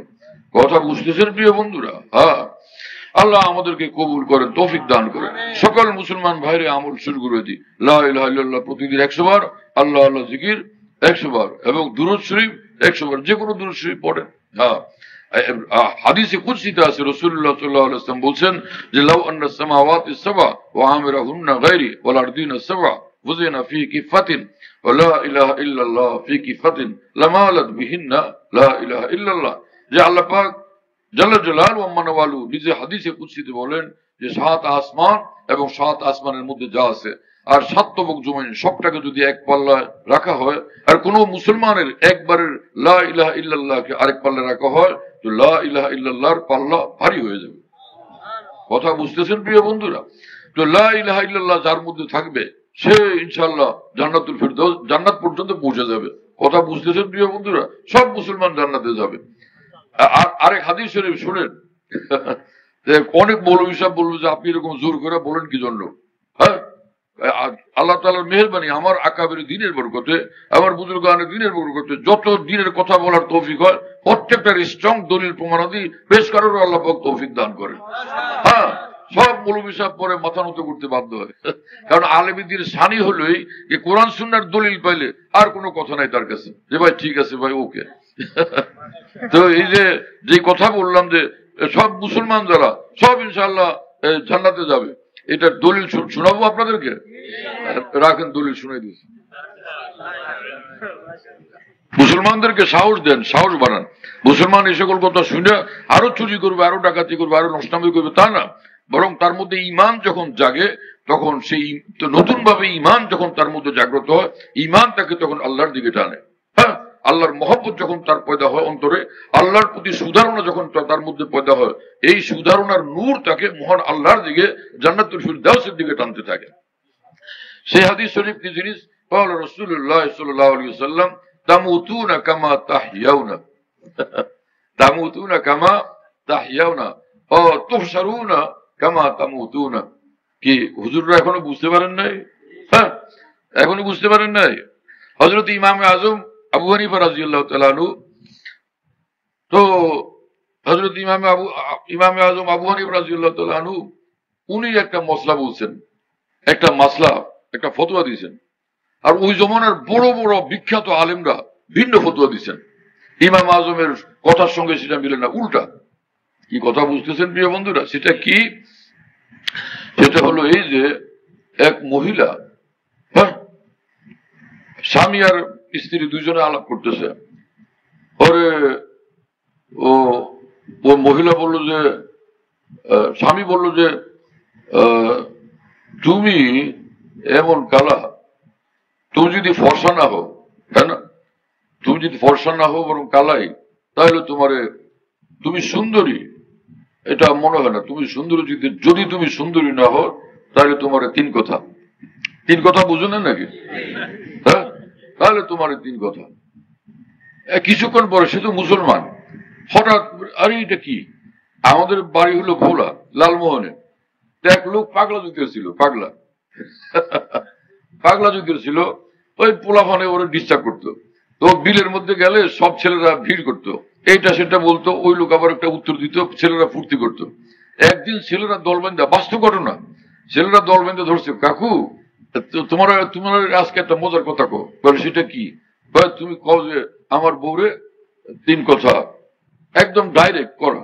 ও হাসতে হাসতে আমার বউরে তিন, কি সর্বনাশ। এখন ওই ছেলে পেলেরা, ওরা যদিও ছোট কিন্তু মশলা মশাইল তো শুনতে থাকে, কিরে আমরা দুষ্টামি করলাম, ওই লোক বলেও ফেললো কাকুর বউ আসে না গেছে। কাকুর বউ আসে না কোনো গেল। ওরা গিয়া এক হুজুরের কাছে বলছে যে আমরা দুষ্টামি করছি কাকুর লগে, কাকু তো বলে ফেলছে তিন কথা, এখন কি হবে? আরে ইন্না লিল্লাহ, কি হাজুল হুন্না জিদ্দুন, জিদ্দু হুন্না জিদ্দুন, হাজুল হুন্না জিদ্দুন, তিন জিনিস এরকম। এটা ঠাট্টা করে বললেও কিন্তু এটা একদমই ফাইনাল হয়ে যায়। তো তার মধ্যে একটা হলো তালাক, যে পাগলামি করে আর বললেও কিন্তু এটা তালাক হয়ে যাবে। বা তোমার কাকু তোমার বউ তো গেছে, হ্যাঁ তোরা আমার বউ ছিল। ওই রকম ওই জমানার কোন পাগল এই কথা বলে বসছে। এখন সে পেরেশান হয়ে গেছে ওই জমানার অনেক বড় ফকিহের নিকট, অনেক বড় ফকির। বলছে আমি তো বড় এই কথা বললাম, বউ তো জমকালা, হ্যাঁ তোমার বউ গেছে। এটা কি কথা বোঝেন না? যে তুমি যদি সুন্দরী না হও তাহলে তো তোমার তিন কথা। এখন ওখানে মাথা খারাপ হয়ে পড়ে গেছে আরেক বড় হুজুরের কাছে। ওই জমানার হুজুর কি আজকালের মুফতি সাহেব সব বড় বড় ফকিদের কাছে গেছে। আরেকজনের কাছে গেলে উনিও বলছেন যে তিন তালাক হয়ে গেছে। এখন সবাই খালি হযরত ইমাম আবু হানিফা রাহিমাহুল্লাহর বিরুদ্ধে বলে। তো কথা বুঝুন না, ইমাম আবু হানিফা রাহিমাহুল্লাহর বিরুদ্ধে, হযরত ইমাম আবু হানিফা রাহিমাহুল্লাহর জমানায় ওনার বিরুদ্ধে বলতেন বড় বড় মানুষরা। ইনি মাহসুদুল আকাবির ছিলেন, বড় মানুষদের দ্বারা হিংসাগ্রস্ত, বড় মানুষরা তাকে হিংসা করতেন। অনেক বড় বড় মানুষরা, বড় তাহাজ্জুদ গুজার, বড় ইলমওয়ালা, বড় আমলওয়ালারা হযরত ইমাম আজমের ইলমের সঙ্গে কুলাইতে না পারে পরে তার হিংসা করতেন। আর কিছু লোক ভুল বুঝতেন, ভুল ধারণা করে তার বিরুদ্ধে বলতেন। এখন ওই লোক দিশা না পায়, যাই দেখি সেখানেই যার বিরুদ্ধে সবাই বলে দেখি তিনি কি বলেন। গিয়া গেলে পরে বলছে যে কি খবর, বলে এই যে খবর তো এই যে আমি তো এই কথা বলছি, বউ কি আমার আসে না গেল? বলে না, তোমার বউ আছে, তোমার বউ যায়নি। এখন তো এত বড় আলেম উলামা ফুকায়ে কেরাম সব বললেন যে বউ এটা গেল, আর ইমাম আবু হানিফা বলতেছেন বউ এটা আছে, এটা কি ধরনের কথা? এই ওই লোকের একটা মনের মধ্যে খটকা পয়দা হয়েছে। পরে গিয়া ওনাদের কাছে হাজির হয়েছে এবং বলছে যে হুজুর আপনারা বললেন বউ গেছে, এই যে ইমাম আবু হানিফা বললেন বউ এটা এখনো আছে। হ্যাঁ, ওই এলেম কালাম আছে নাকি তার কাছে গেছো আবার তোমরা? হ্যাঁ, উনি কি জানে? আরেক হুজুরের কাছেও গেছে, গিয়া বলল ইমাম আবু হানিফাই বলছেন। বলো না বউ না এটা, উনি সব উল্টা পাল্টা কথা বলেন। কি কথা বুঝেন নাই? এই ঝই ঝামেলা চলতে থাকলো, বারবার ও ওখানে যা, আবার ওখান থেকে ইমাম আবু হানিফার কাছে আসছে, বলো যে হুজুর এটা আবারও গেলাম, ওনারা দুজনকে বলে যে ফাইনাল এটা বউ গেছে নাই। আর এদিকে আপনি বলতেছেন আছে, আমার তো মাথা ঠিক নেই। বলে তোমার বউ একদম আছে, এটা যায় নাই, তুমি কোনো টেনশন করো, যাও বললো সংসার করো। আরে ভাই কি রকম ঝামেলা। পরে শেষমেশ ওই লোকেরা বললো আমরা ইমাম আবু হানিফার সঙ্গে বহস করবো, মোনাজারা করবো। হযরত ইমাম আবু হানিফা বললেন আমি প্রস্তুত, আগামীকাল বসি। কি কথা বুঝেন নাই? তো সবাই মিলে একসঙ্গে যখন বসছেন, বসলে পরে এখন ওইখানে কথাবার্তা বলতে বলতে, এখন কথাবার্তা চলছে, মসলা মাসাইল নিয়ে আলোচনা চলছে, এর মধ্যে নামাজের টাইম হয়েছে। তো নামাজের ব্যাপারে রাসূলুল্লাহ সাল্লাল্লাহু আলাইহি ওয়াসাল্লাম বলছেন, হ্যাঁ কি ভাই কথা বলেন কেন, আওয়াজ করেন কেন? নিয়ে বয়ানের মধ্যে বয়ান শুনতে হয়, কি দূরত পড়ে না, এখন দূরত পড়ার সময় হয়েছে? পাগল না কি এগুলো, কি জানে কোথেকে আসছে? বয়ানের মাঝখানে জিকির করাও তো নিষেধ, দূরত পড়তেছে। এলেম কালাম শিখেন, কিছু মসলা মাসাইল শিখেন, কিতাবাদি কিছু পড়েন না, বড় আলেমদের সঙ্গে থাকেন না, এরকম জিন্দেগি বানাইছেন। কোরআন তেলাওয়াত যখন করে তখন সেখানে জিকির করা জায়েজ আছে? হ্যাঁ, ফুকাহায়ে কেরাম বলেন যে হাকিম মুহাম্মদ থানভী রাহিমাহুল্লাহ বলছেন, যখন কোরআন শরীফ তেলাওয়াত করে, অর্থ তেলাওয়াত করে না, শব্দ তেলাওয়াত করে। কোরআনের তেলাওয়াতের সময় অর্থটা শোনায় না, শব্দ শোনায়। যে শব্দ শুনান, শব্দ যখন উচ্চারণ হয় সেটা শোনা ওয়াজিব, তাহলে ওর মর্ম যখন আলোচনা করা হয় তখন কি সেটা শোনা ওয়াজিব না? সে বতরিকা হলো সেটা শোনা ওয়াজিব। এই ইসলামে ইনকিলাবি উম্মত কিতাবের ভিতরে হাকিম মুহাম্মদ থানভী কথা বলছেন, এই মশলা কম লোকেরা জানে। বৈশা বৈশা ওয়াজের মাহফিলে জিকির করতে থাকে, তসবিহ পড়তে থাকে। যাই হোক, এখন তো হযরত নামাজের টাইম হয়েছে।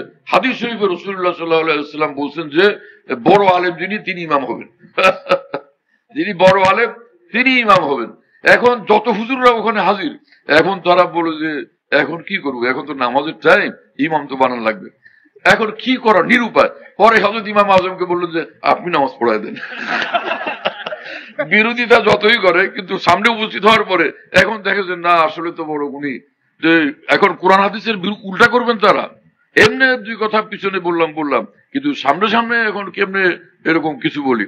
এখন তো কোরআন হাদিসের কথা এটা মানতে হয়। আল্লাহ রসুল বলে গেছেন যিনি বড় আলেম তিনি ইমাম হবেন, তাহলে তো উনারই দেওয়া লাগে। হযরত ইমাম আজম আবু হানিফা রাহমাতুল্লাহ আলাইহি দিয়েছে নামাজ পড়াইতে ইমাম। এখন হযরত ইমাম আবু হানিফা রাহমাতুল্লাহ আলাইহি যে নামাজের মধ্যে পড়তেছেন জাহরি কিরাত, মাগরিব বা এশার নামাজ, নামাজের মধ্যে আলহামদুলিল্লাহ সূরার পরে পড়তেছেন ওয়াত-তিনি ওয়াজ-যাইতুন ওয়া তুরি সিনিন ওয়া হাযাল বালাদিল আমিন লাকাদ খালাকনাল ইনসানা ফি আহসানি তাকওয়িম। হ্যাঁ, এই ঘটনা। সালাম, নামাজ পড়ছেন, সালাম ফিরেছেন, সুন্নত আছে না, ওটাও পড়ছেন। পড়ার পরে দেখেন যে হুজুররা সব চলে গেছে।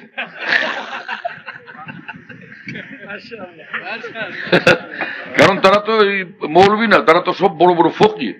তারা বুঝছেন যে আরে নামাজের পরে এটা দিয়েই ধরবে, এই সূরা দিয়ে আমাদেরকে আজকে আচ্ছা রকম ধরবে, আমাদের কোনো রক্ষা নাই। সব চলে গেছে যে না, ওনার লাগে আর পারা যাবে না। এই জন্য হাদিস যেটা বললাম, আলেমদেরকে জিজ্ঞেস করলাম কি আপনারা কিছু বুঝছেন, এইভাবেই তো বুঝার দরকার ছিল। সেখানে কি জন্য তারা হুজুররা চলে গেলেন বড় বড় ফকিরা, এই জন্য যে এই সূরার মধ্যে আল্লাহ পাক বলেন যা তিনের কসম, জাইতুনের কসম এবং বালাদে আমিন মক্কা মুকাররমের কসম করে বলি, এতগুলো কসম, তিনটা কসম। কথা একটা আল্লাহ বললেই তো ঠিক আছে, কিন্তু কসম করা লাগে। কিন্তু যেই কথা এখানে বলতেছেন সেইটা তিনটা কসম করে বলছেন। তারপরে তিনি বলেন যে সমগ্র বিশ্বের সকলের চেয়ে মানুষকে আমি সবচেয়ে সুন্দর করে বানাইছি। কি কথা বুঝেন নাই? সবচেয়ে সুন্দর করে বানাইছি। তো এখন ওই হুজুররা বলছেন যে আরে তো সর্বনাশ, তো সে বউ যতই কালা হোক কিন্তু সে তো মানুষ। আল্লাহ বলছেন যে মানুষকে আমি সবচেয়ে সুন্দর বানাইছি, তাহলে তো এইটা দিয়ে ধরবো যে অর্ব অসুন্দর হলো, তাহলে কিভাবে? সব চলে গেছে যে ভাই পারা যাবে না। এই হলেন হযরত ইমামে আজম আবু হানিফা রাদিয়াল্লাহু তাআলা। এই হযরত আরেকটা ঘটনা শুনাই, মনে পড়ছে তাহলে তাহলে শুনাই দিই না। আমরা হানাফি মজাবের লোকেরা মনে করে যে হানাফি মজাবেরা কোনো ইলম কালাম নাই, হাদিস কোরআনের মতো আমল করে না, খালি কিয়াস করে। আরে কোন পাগলে বলছে এই কথা?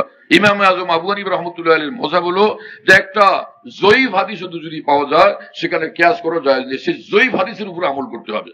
একটা দুর্বল হাদিস পাওয়া গেলে সেখানে কিয়াস করা যাবে না, সেই দুর্বল হাদিসের উপরেই আমল করতে হবে। এইটাই ইমাম আজম আবু হানিফা রাদিয়াল্লাহু তাআলার মজাব। কথা বুঝতেছেন প্রিয় বন্ধুরা? আরেক ঘটনা মনে হলো যে আল্লাহ পাক তাকে কোরআন সুন্নাহর ইলম কত কি গভীর দান করছিলেন। হ্যাঁ, তো সেই ঘটনা হলো এই যে একবার বউ গোসা করছে আর কথা কয় না। কথা বুঝেন না? বউ গোসা করছে, কথা কয় না। পরে স্বামী রাগ করে তখন বলছে, এই শোনো, আমি পরিষ্কার বলে দিলাম ফজরের আজানের আগে হ্যাঁ যদি কথা না বলো তো 3 তালাক। কি কথা বুঝেন না? ফজরের কথার আজানের যদি কথা না বলো তো 3 তালাক। এখন ও ঠিক করছে যে আমি তো কথা বলবো না, যে ওর লোক আর সংসার করবো না। আসে না এরকম মহিলারা কোন সময় মাত্র রাগ করলে এরকম যে তোর লোক আর সংসার করবো না, এই ঝামেলা। এখন আর বউ তো কথা বলে না, কি যে পেরেশানি। এখন ওই যে স্বামী এই কথা বলছে, এখন তো ফজরের আজান হয়ে গেল, তো তাহলে তো বউ তো আর থাকবে না। কথা শেষ না, 3 কথার কারণে ওই যে শর্ত লাগাইছে ফজরের আজান পর্যন্ত যদি কথা না কো তাহলে কিন্তু বস তোমার 3। হারি ইন্নালিল্লাহ। অনেক পাগল স্বামী এরকম আছে, কথায় কথায় খালি এরকম তালাকের কথা বলে। এরকম করা উচিত না, এটা বড় অন্যায় কাজ, অনেক বেশি অন্যায় কাজ। যাই হোক, এখন এই লোক সে তাড়াতাড়ি হুজুরদের বড় বড় ফকিরদের কাছে গেছে। কি কথা বুঝেন নাই? বড় বড় ফকিরদের কাছে গেলে, হুজুর আমি তো এই কথা বলছি, আমার উপায় কি? বউ তো কথা কয় না। কোনো উপায় নেই, কথা না বললে তো আমরা কি করবো এখন? তুমি কথা না বলে তো আজানের যে আজান হবে তো শেষ ঠুস। কি কথা বুঝেন না?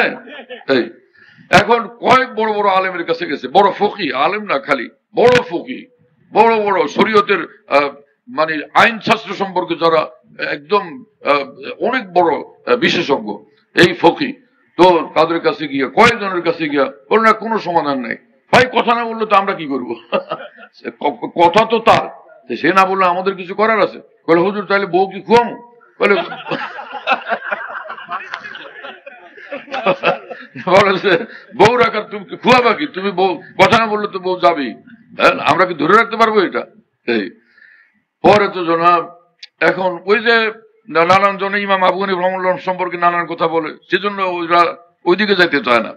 ওই পরে শেষে ওখানে গেছে, হযরত ইমামে আজম আবু হানিফা রাহিমাহুল্লাহর কাছে গেছে, গিয়া বলে যে হুজুর এই ঘটনা, আমার উপায় কি? বলে উপায় কি? তুই কোনো সমস্যা নাই, বউ থাকবে, বউ যাইতে দিব না, বউ থাকবে, বউ যাইতে দিব না, আমি ব্যবস্থা নিতেছি। সেটা কি করবেন আপনি? বলে চল দেখি তোদের বাসা কোথায়? বলে অমুক জায়গায় অমুক মহল্লায়। চল আমার নিয়ে চল, চুপচাপ কথা বলিস না। হযরত ইমাম আজম আবু হানিফা রাদিয়াল্লাহু আনহু ওই মহল্লায় গেছেন যেখানে ওর বাসা, গিয়েই ওখানে জোরে আজান দিচ্ছেন, আল্লাহু আকবার আল্লাহু আকবার। যেই আজান দিচ্ছেন, আজান শুনলে বউ মনে করছে যে তো ফজর আজান দিছে, বলছি না আজান পর্যন্ত কথা বলবো না, তো কথা তো বলিনি, বস আমি ফ্রি হয়ে গেলাম। ওই যে আজানের রক্ত তো হয়ই না। হযরত ইমাম আজম যা আজান দিয়ে দিচ্ছেন, বউ মনে করছে ফজরের আজান, ও তো কথা বলে বলছে, তো বউ কি রইল না গেল? এই হলো ইমামে আজম আবু হানিফা রাদিয়াল্লাহু আনহু।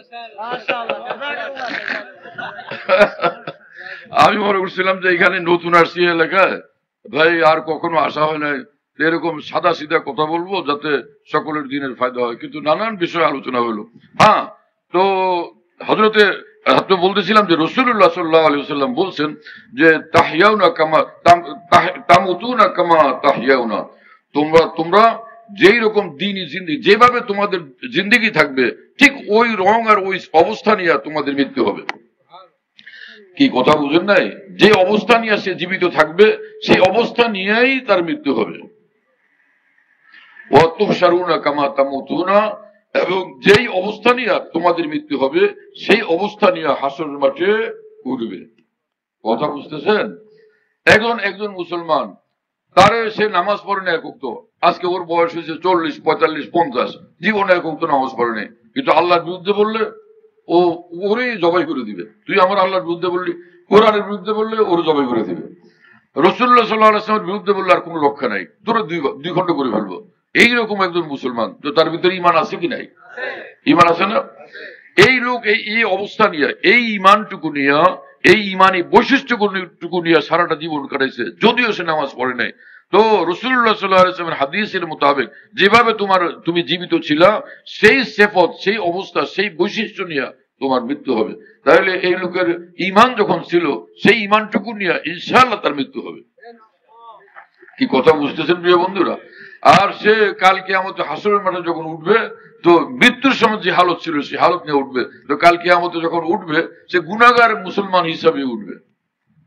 আর রাসূলুল্লাহ সাল্লাল্লাহু আলাইহি ওয়াসাল্লাম বলছেন সবচেয়ে নিকৃষ্ট যে মুসলমান, তো আল্লাহ পাক কিছু শাস্তি দেওয়ার পরে তাকে এই দুনিয়ার 10 দুনিয়ার সমান জান্নাত তাকে আল্লাহ পাক দান করবেন। এজন্য সমস্ত মুসলমান তার সকলের মধ্যে আল্লাহ পাক যখন ঈমান দিয়ে দিয়েছেন, এত মূল্যবান এত দামি ঈমান, এই ঈমানের কদর করা উচিত কিনা? এই ঈমানের কারণে কৃতজ্ঞ হওয়া উচিত কিনা? তো পিছনে থাকা উচিত না এবার আগে বাড়া উচিত? যে আমার মতো দুষ্ট মুসলমান তারও যদি আল্লাহর দরবারে এত বড় মর্তবার বললাম, তাহলে আমার পিছনে আমি কেন পিছনে আছি? চলো এইবার তো আমি চলি।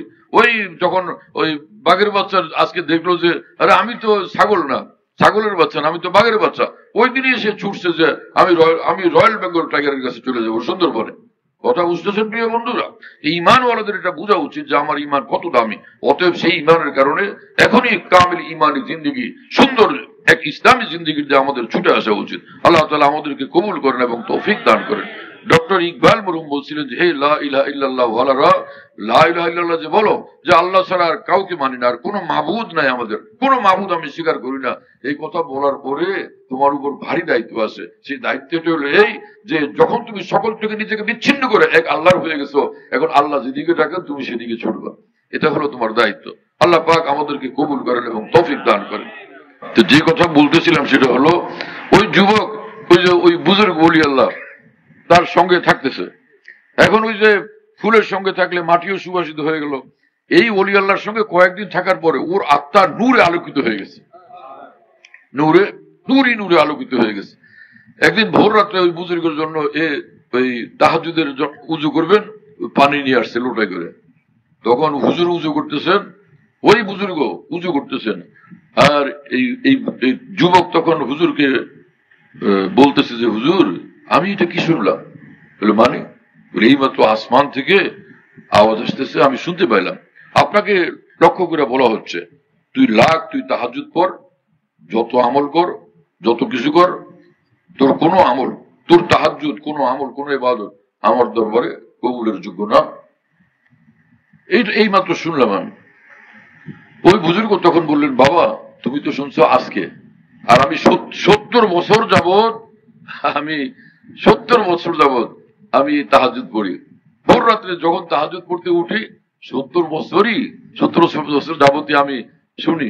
আমি তাহাজ্জুদ পড়তে উঠলে আসমান থেকে আল্লাহ তাআলা বলেন যে যত তাহাজ্জুদ পড়বি পড়, তোর কোন তাহাজ্জুদ, কোন আমল ইবাদত আমার দরবারে কবুলযোগ্য না। আমি তো 70 বছর যাবৎ শুনতেছি। তো যুবক তখন বললো যে হুজুর তো তাহলে যখন কবুলই হইতেছে না, তো আপনি তাহলে আর পড়েন কি জন্য? আরে পড়ি কি জন্য মানে যে এই আল্লাহ ছাড়া আর তো কোনো আল্লাহ নাই, এই আল্লাহ ছাড়া আর তো কোনো আল্লাহ নাই, এই দুয়ার ছাড়া আর তো কোনো দুয়ার নাই। কবুল করলো এই দুয়ারে জীবন উৎসর্গ করব, কবুল না করলো এই দুয়ারেই জীবন উৎসর্গ করব, এই দুয়ারেই পড়ে থাকবো, এই দুয়ার থেকে কোনোদিন সরব না। বাস এই আল্লাহর ওলি যখন, এই বুজুর্গ যখন এই কথা বললেন, সাথে সাথে আসমান থেকে আওয়াজ আসলো কবুল আস্ত ঘরছে হোনার নেস্তা কে জুজমা পানাহে দিগার নেস্তা। হে বান্দা আমার দুয়া ছাড়বা না, কবুল না করলো। তোমার এই এক কথা এত ভালো লাগছে, এই এক কথার কারণে সমগ্র জীবনের সব ইবাদত একসঙ্গে কবুল করলাম। এজন্য এক বুজুর্গ বলছেন যে আন্দরি রামি তারাশ মি খরাশ তা দমে আখির দমে ফারিক মবাস তা দমে আখির দমে আখির বুয়াদ এ নায়েত বাতু সাহেবে সির বুয়াদ। হ্যাঁ, আমার ভাই আল্লাহকে ডাকতে থাকো, এই রাস্তায় পড়ে থাকো, এই দুয়ারে পড়ে থাকো, কোনোভাবেই রাস্তা ছাড়বা না। যাই হোক তুমি আল্লাহকে ভুলবা না। এই নামাজ পড়ো, হক কথা বলো, এবং ভুল ত্রুটি হলে তওবা করো, ইস্তেগফার করো, মাফ চাও, এইভাবে দুয়ারে পড়ে থাকো। আল্লাহর ওলিদের সঙ্গে উঠা বসা করো, তাদের কথা শোনো, তাদেরকে মহব্বত করো, ওলামায়ে দ্বীনের সঙ্গে উঠা বসা করো। তো এইভাবে জিন্দগি কাটাও, আল্লাহ পাকের জিকির করতে থাকো এবং নামাজ ছাড়বা না, নামাজ ধরো। তো যখন এই দুয়ারে পড়ে থাকবা, তো একদিন আসবেই যে আল্লাহ পাক বলবেন তুই আমার আমি তোর, দোনো জানেব সে ইশারে হো চুকে, হাম তুমহারে তুম হামারে হো চুকে। রব্বুল আলামিন বলে দিবেন যে দুয়ার ছাড়লি না, চল আমি তোমার তুমি আমার। আল্লাহ পাক কবুল করে নিবেন। যে হিম্মত করি সকল ইনশাআল্লাহ তাআলা, আল্লাহ তাআলা কবুল করেন। যাই হোক, অল্প বলবো, তাতে কথা লম্বা হয়ে গেছে। হ্যাঁ, তো আমার ভাই আমলের মধ্যে মশগুল থাকে।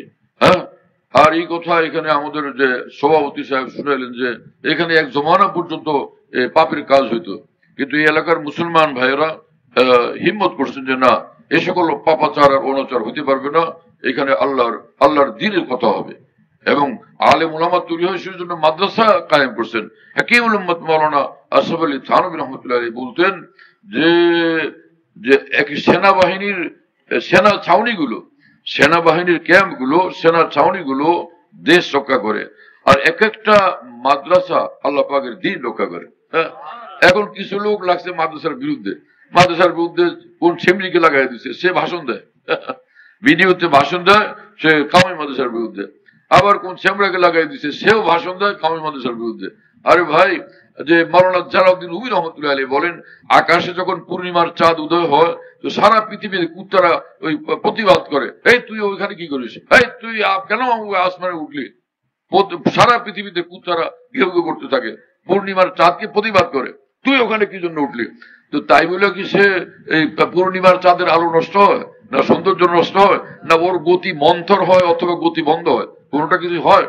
অনুরূপ ভাবে যেই দিনই প্রতিষ্ঠানগুলো থেকে হাফেজে কোরআন তৈরি হচ্ছে, হ্যাঁ, ওর সিনাটা 30 পারা কোরআনকে হেফাজতকারী, এত বড় দামি সিনা। কথা বুঝতেছেন প্রিয় বন্ধুরা, যে কোরআন নাজিল হওয়ার পরে সমস্ত আসমানি কিতাব, 104টা আসমানি কিতাব, সবগুলো কিতাব রহিত হয়ে গেছে একমাত্র কোরআন ছাড়া। কথা বুঝতেছেন প্রিয় বন্ধুরা, সেই কোরআনে কারীম যাদের সিনার ভিতরে, সেই সিনা কত দামি। হযরত মাওলানা শামসুল হক ফরিদপুর রহমাতুল্লাহ, গড়ডাঙ্গা মাদ্রাসার পাশে ওনার কবর, আপনারা ওনার নাম নিশ্চয়ই জানেন। তো উনি একদিন তার ছোট ছেলেকে জিজ্ঞেস করলেন যে রুহুল আমিন বলো তো, আমি বড় না তোমার বড় ভাই বড়? আপনারা শুনতেছেন প্রিয় বন্ধুরা, তুমি বড় না আমি বড় না তোমার বড় ভাই বড়? তো উনি আমাকে নিজে ঘটনা শুনেছেন। তা আমি বললাম যে আব্বাজি আপনি বড়। বললেন যে না না না, আমি বড় না, তোমার বড় ভাই আমার চেয়ে বড়, কারণ আমি কোরআনের হাফেজ না, তোমার বড় ভাই 30 পারা কোরআনের হাফেজ, 30 পারা কোরআন তার সিনাতে আছে। কথা বুঝতেছেন প্রিয় বন্ধুরা, সেই কোরআনের হাফেজ যে সকল মাদ্রাসায় তৈরি হয়, কারি তৈরি হয়, আলেমে দ্বীন তৈরি হয়, মুফতি তৈরি হয়, হ্যাঁ, এবং সে আল্লাহ পাকের পুরা দিন হলো কোরআন এবং মুহাম্মদুর রাসূলুল্লাহ সাল্লাল্লাহু আলাইহি ওয়াসাল্লামের সুন্নাহ। দ্বীনি মাদ্রাসাগুলো পৃথিবীর সর্বশ্রেষ্ঠ এই সম্পদ, সর্বশ্রেষ্ঠ জ্ঞানের ভান্ডার, আলোর ভান্ডার যে মাদ্রাসাগুলো ধরে রাখে, সেগুলোর বিরুদ্ধে তোমরা লাগছো মিয়া, তোমরা তওবা করো, আর না হলে নিঃসন্দেহে আল্লাহ পাকের গজব তোমাদেরকে ধ্বংস করে দিবে। তোমাদেরকে কারা লাগাইছে? নিশ্চয়ই তোমরা কারো এজেন্ট, কারো পয়সা খায় তোমরা এগুলো করতেছো, তোমরাও ধ্বংস হবে, তোমাদের এজেন্টরাও ধ্বংস হবে, কেউ রক্ষা পাবে না। আল্লাহর দ্বীনের ব্যাপারে গুস্তাখি বেয়াদবি শুরু করছো, তোমাদের চক্রান্ত ষড়যন্ত্রকে আল্লাহ পাক ধ্বংস করে দেন। হ্যাঁ, তোমাদেরকে আল্লাহ তওবা করার তৌফিক দেন, আর তওবা না থাকলে তোমরাও ইয়াদ রাখো, তোমরাও রক্ষা পাবে না, লাঞ্ছিত অপদস্থ হয়ে তোমরা ধ্বংস হয়ে যাবে। এই দ্বীনি প্রতিষ্ঠানগুলোর ভিতরে কোরআনে কারীমের হাফেজ তৈরি হয়, আলেমে দ্বীন তৈরি হয়, নায়েবে রাসূল তৈরি হয়। কথা বুঝতেছেন প্রিয় বন্ধুরা? হ্যাঁ, হযরত হাকিমুল উম্মত মাওলানা আশরাফ আলী থানভী রহমতুল্লাহ আলাইহি একটা ঘটনা বর্ণনা করছেন, আমি নিজে পড়ছি সেই ঘটনা। তো হযরত থানভী লিখছেন যে এক জায়গায় একটা এলাকায় নদীর ভাঙ্গন শুরু হয়েছে। কিছুদিন পরে হঠাৎ দেখা গেল ওই নদীর ভাঙ্গনে ওই এলাকাটা তো ভাঙতে ভাঙতে শেষ হয়ে যেতেছে, নদীতে বিলীন হচ্ছে। একদিন দেখা গেল যে নদীর মধ্যে 2টা লাশ ভাসতেছে, কাফন পরানো অবস্থায়, সাদা কাফন পরানো অবস্থায়। মানুষজন দেখা নদীর পাড়ে ভিড় করতেছিল, ভাই ঢেউয়ের ধাক্কায় ধাক্কায় লাশ দুইটা এদিকে আসতেছে, কিনারে কাছাকাছি আসছে তখন লোকেরা সেই লাশ দুটাকে তুলে নিয়ে আসছে, একদমই পুরা ওই কাফন পরা এদের শরীরে, দুজনের শরীরে, এবং একদমই সাদা কাফন। তো তারা উঠেছে, চেহারা খুলে কেউ চিনে না, ওই প্রজন্মের মানুষেরা চিনতে পারে না কেউ, নদীর পাড়ে যারা ভিড় করতেছিলেন। পরে তারা বললেন যে আমাদের এলাকার মুরব্বীরা কয়েকজন আছে, অনেক বয়োজ্যেষ্ঠ মানুষ, ওই মুরব্বীদেরকে ডাকি, তারা হয়তো চিনতে পারেন। মুরব্বীরা আসছেন, বড় বয়সের মুরব্বীরা আসছেন। আয়সা বললো যে আরে এই যে নদী ভাঙতেছে যে এলাকা, ওই এলাকায় একটা কবরস্থান ছিল বড়, সেই কবরস্থানের এই দুজন, ওখানে এদের দুজনকে দাফন করা হয়েছিল। এরা দুজন হাফেজে কোরআন, দুইজন হাফেজে কোরআন। বলে যে বহু বছর আগে তাদেরকে দুজনকে দাফন করা হয়েছিল, কিন্তু তাদের দেহ এই পুরা শরীর একদম অক্ষত, পুরা শরীর অক্ষত, এমনকি কাপড়ের কাপড়ের একটা সুতা পর্যন্ত নষ্ট হয়নি। এইভাবে তারা দুজন অক্ষত ছিলেন। তো একজনের কাপড়ের কাপড়টা বেশি ধবধবা, আর একজনেরটা একটু কম। তো উপস্থিত লোকেরা মুরব্বীদেরকে বললেন যে এইটা আবার এরকম হলো কেন, যে এই কাপড়টা বেশি একদমই গ্লেজিং, আরেকটার মধ্যে অতটা গ্লেজিং নাই, এইরকম পার্থক্য যে দেখলাম। আবার থাকলে দুজন হাফেজ দুজনের একরকম থাকলো, দুই রকম হলো কেন? ওই মুরব্বীরা তখন বললো যে দেখো, যার কাপড়ের গ্লেজিং বেশি, চমকায় বেশি, ইনার আমল বেশি ভালো ছিল, উনি বেশি আমলওয়ালা ছিলেন। ইনিও ভালো মানুষ, হাফেজে কোরআন এবং আমল করতেন, কিন্তু উনার চেয়ে আমলের ক্ষেত্রে ইনি অগ্রগামী ছিলেন। তো তার কাপড়ের ভিতর পর্যন্ত সেই আমলের নূরের গ্লেজিং প্রকাশ পাইতেছিল, চমকাইতেছিল। কথা বুঝতেছেন প্রিয় বন্ধুরা? অনেক বড় আমাদের জন্য খুশির বিষয় যে 120 বছর পর্যন্ত এখানে আল্লাহর নাফরমানি চলতেছিল। পরে এলাকার মুসলমান ভাইদের মধ্যে দ্বীনি চেতনা যখন জাগ্রত হলো, তারা সেই অন্যায় কাজকে প্রতিহতই করেন নাই, বরং সেখানে কিয়ামত পর্যন্ত যেন আল্লাহর দ্বীন জিন্দা থাকে এবং সে ইলমে দ্বীন জিন্দা থাকে, হাফেজ কারি আলেমে দ্বীন তৈরি হয়, সেজন্য তারা একটা মাদ্রাসা প্রতিষ্ঠা করছেন। নিঃসন্দেহে এই মানুষদের মর্তবা আল্লাহর নিকট অনেক উন্নত। হ্যাঁ, যে আদাল্লু আলাল খায়রি কাফাইলি, রাসূল আকরাম সাল্লাল্লাহু আলাইহি ওয়াসাল্লাম বলছেন, কোন ভালো কাজের জন্য যারা পথ দেখান, তো ওই ভালো কাজ যারা করতে থাকবেন, যারা পথ দেখাইছেন, তারা সেটার পুরোপুরি সওয়াব পেয়ে যাবেন। অতএব এখানে যত আলেম তৈরি হবেন, হাফেজ কারি তৈরি হবেন, যারা এই প্রতিষ্ঠানের উদ্যোগ নিচ্ছেন এবং প্রতিষ্ঠান যারা নির্মাণ করছেন, বুনিয়াদ রাখছেন এবং পরিচালনা করছেন, তো তারা সকলে হাফেজ হওয়ার, কারি হওয়ার, আলেমে দ্বীন বানানোর পূর্ণ সওয়াব তারা পেয়ে যাবেন ইনশাআল্লাহ তাআলা। এবং উলামায়ে দ্বীনের সঙ্গে আল্লাহ কাল কিয়ামতে হাসর হবে ইনশাআল্লাহ তাআলা।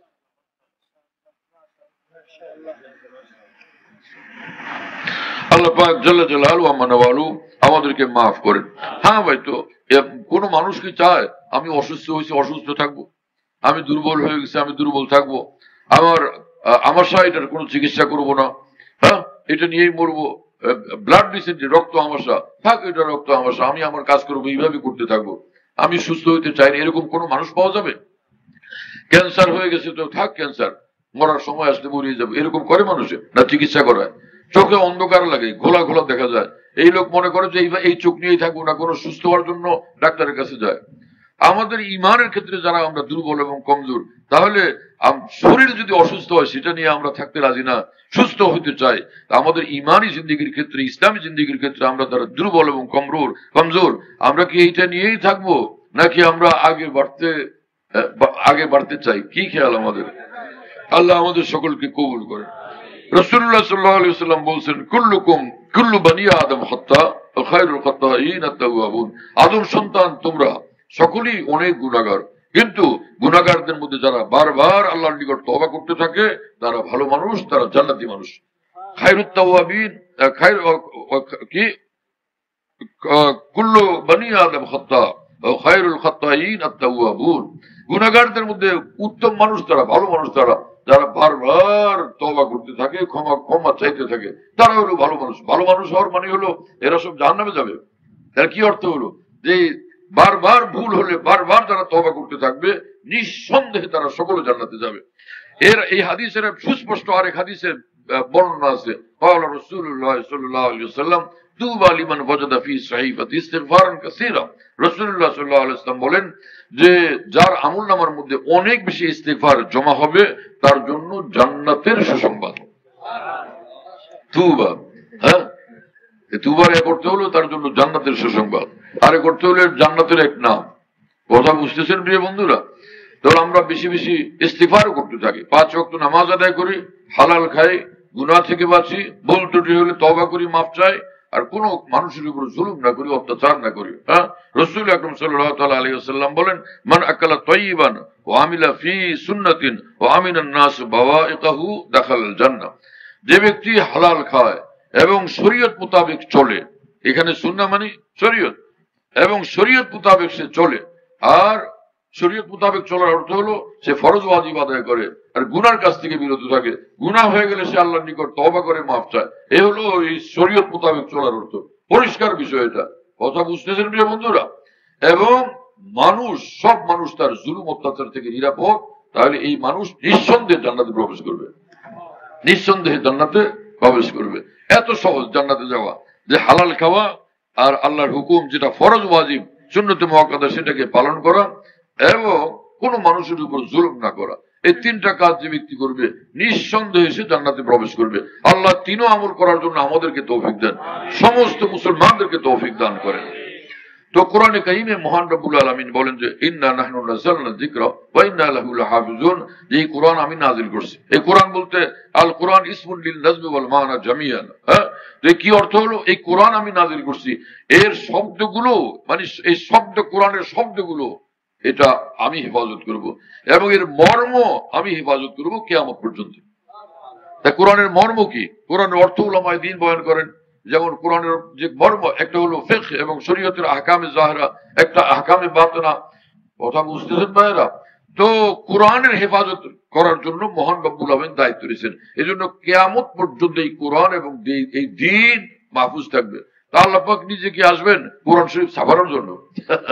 আল্লাহ পাক নিজে, কেউ যখন কোরআন শরীফ চালায় আল্লাহ নিজেকে আগলায় রাখবে, ধরে রাখবে যে না না আমি দায়িত্ব নিয়েছি, আমি এটা চালাইতে দেবো, এরকম করবেন রব্বুল আলামিন। কোরআনের হেফাজত কিভাবে হবে? কোরআনের হেফাজত, দ্বীনের হেফাজত হবে উলামায়ে দ্বীনের দ্বারা। হ্যাঁ, সারা পৃথিবীতে উলামায়ে দ্বীনের দ্বারা কোরআন সুন্নাহর হেফাজত হচ্ছে। যে সারা পৃথিবীতে এত হাফিজ, আল্লাহু আকবার, সারা পৃথিবীতে রমজান মাস আসলে দেখা যায় যে আমরা তো হাফিজ না, আমরা হাফিজ না, কিন্তু সে হাফিজরা কোরআন তারাবিতে আমাদেরকে 30 পারা কোরআন শরীফ শুনাইয়া দেয়। কি সৌভাগ্যের কথা, আলহামদুলিল্লাহ। এবং সারা উলামায়ে দ্বীন বলেন যে সারা পৃথিবীতে কোরআন শরীফ যতগুলো ছাপানো অবস্থা আছে, এই সবগুলো যদি ইসলামের দুশমনরা একদম জ্বালায় দেয়, কোন একটা কপিও আর পৃথিবীতে না থাকে, তারপরে ওরা কোরআনকে ধ্বংস করতে পারবে না। কারণ সারা পৃথিবীতে লক্ষ লক্ষ কোটি কোটি হাফিজ এরকম আছে, এরা এক জায়গায় একত্রিত হয়ে বসলে 30 পারা কোরআন আবার তারা লিখতে পারবে একদম নিখুঁত ভাবে, কোন একটাও বাদ যাবে না, কোন জের জবর পেশ কিচ্ছু বাদ যাবে না। এইভাবে তারা নিখুঁত ভাবে, চূড়ান্ত, একদম সম্পূর্ণরূপে নির্ভুল ভাবে আবার তারা এই কোরআনে পাক নতুন ভাবে ছাপতে সক্ষম। কথা বুঝতেছেন প্রিয় বন্ধুরা? এই যে উলামায়ে দ্বীনের মাধ্যমে আল্লাহর কোরআনের হেফাজত হচ্ছে, আল্লাহ পাকের দ্বীনের হেফাজত হচ্ছে। এখানে যে প্রতিষ্ঠানটা হলো, এলাকার মুসলমান ভাইরা যারা আপনার এই প্রতিষ্ঠানের সঙ্গে যুক্ত আছেন, জড়িত আছেন যে কোনো মাত্রায়, আপনারা মহব্বত করেন, আপনারা সমর্থন করেন, আপনারা যারা সহযোগিতা করেন, আপনারা যারা এটা পরিচালনা করেন, আপনারা সকলেই অনেক সৌভাগ্যবান। ইনশাআল্লাহ এই প্রতিষ্ঠানের বরকতে আল্লাহ তাআলা দুনিয়া আখিরাতে আপনাদেরকে অনেক বরকত দান করবেন, অনেক রহমত দান করবেন। ভারতের এক আলেম দ্বীন ছিলেন মুহিউস-সুন্নাহ মাওলানা শাহ আবদুল হক সাহেব রহমাতুল্লাহ আলাইহি। তিনি এই কথা বলছিলেন যে যখন কোন জায়গায় কোরআনে পাক, কোরআনের মাদ্রাসা করা হয়, কোরআন শরীফ সেখানে পড়া হয়, তো সেখানে আল্লাহ পাকের রহমত নাজিল হয় এবং সেই এলাকায় দূর দূর পর্যন্ত রহমত পৌঁছতে থাকে, রহমত ছড়াইতে থাকে। হাসনা হেনা যখন এক জায়গায় হয়, ওই গাছের সীমার মধ্যে, গাছটা যতটুকু ওই জায়গায় সুগন্ধ থাকে না, দূর দূর পর্যন্ত সেটা পৌঁছতে থাকে, অনেক দূর থেকে পাওয়া যায় না। লক্ষ কোটি হাসনা হেনার চেয়ে এই আল্লাহ পাকের কোরআনের খুশবু আরো অনেক বেশি, অনেক বেশি, অনেক বেশি। যখন কোরআন কোন জায়গাতে তালিম করা হয়, কেউ পড়তেছে কেউ পড়াইতেছে, ওখানে আসমান থেকে আল্লাহ পাকের রহমত আসতে থাকে, দূর দূর পর্যন্ত আল্লাহ পাকের বান্দারা সেই কোরআনে পাকের রহমতের অংশীদার হতে থাকে। এলাকার সব ভাইয়েরা এই দ্বীনী প্রতিষ্ঠানের সঙ্গে যুক্ত থাকেন।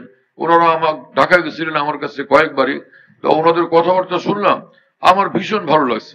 এবং এই গ্রাম এলাকার মানুষ কিন্তু ওখানে গেছেন, তাদেরকে দেখলাম যে এত সুন্দর তাদের চিন্তা ভাবনা, চেতনা, উপলব্ধি, অনুভূতি এবং কথাবার্তা, আমি একটু ভীষণ ভাবে বিমুগ্ধ হয়েছি। আমি না, ওখানে কানকাতে যত মানুষ ছিলেন সকলে প্রশংসা করছেন। তো ওনারা কারা আসছেন? সে প্রতিষ্ঠানের যারা পরিচালক মন্ডলী, তো একটা প্রতিষ্ঠানের প্রতিনিধি হিসাবে তারা আসছেন।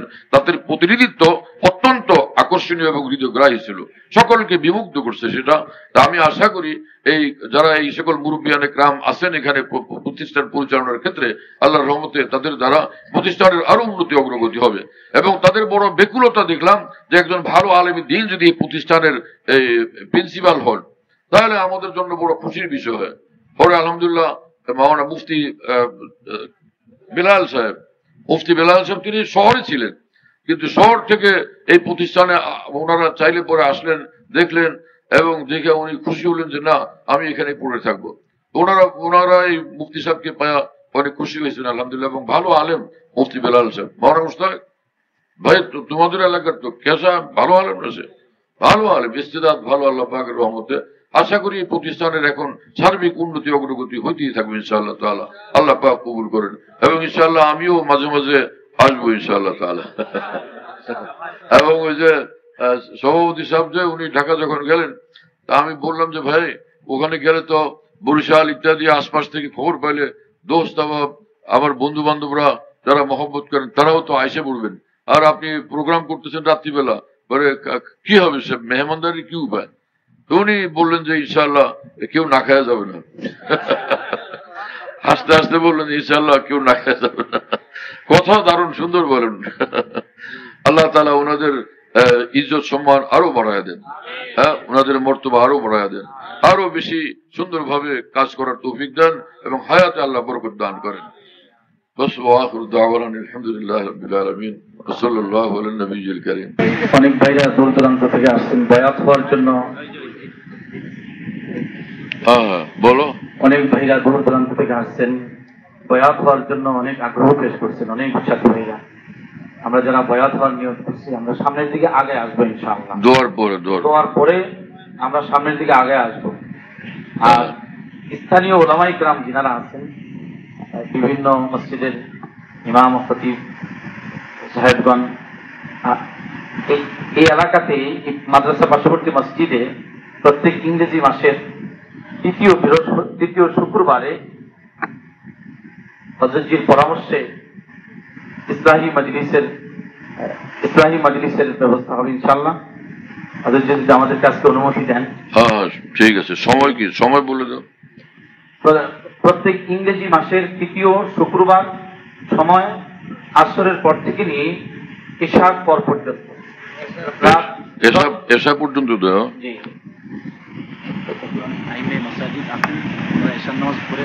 আচ্ছা আচ্ছা ঠিক আছে ঠিক আছে। আসরের পর থেকে নিয়ে 10টা পর্যন্ত ইনশাআল্লাহ। আসরের পরে তালিম হবে মালপুজার থেকে।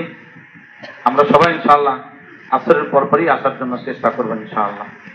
আর আমাদের সভাপতি সাহেব যিনি অত্যন্ত পরিশ্রম করতেছেন এই প্রতিষ্ঠানের জন্য, খেয়ে না খেয়ে যিনি সর্বদা এই প্রতিষ্ঠানের জন্য অনেক মেহনত করতেছেন, অনেক চেষ্টা করতেছেন।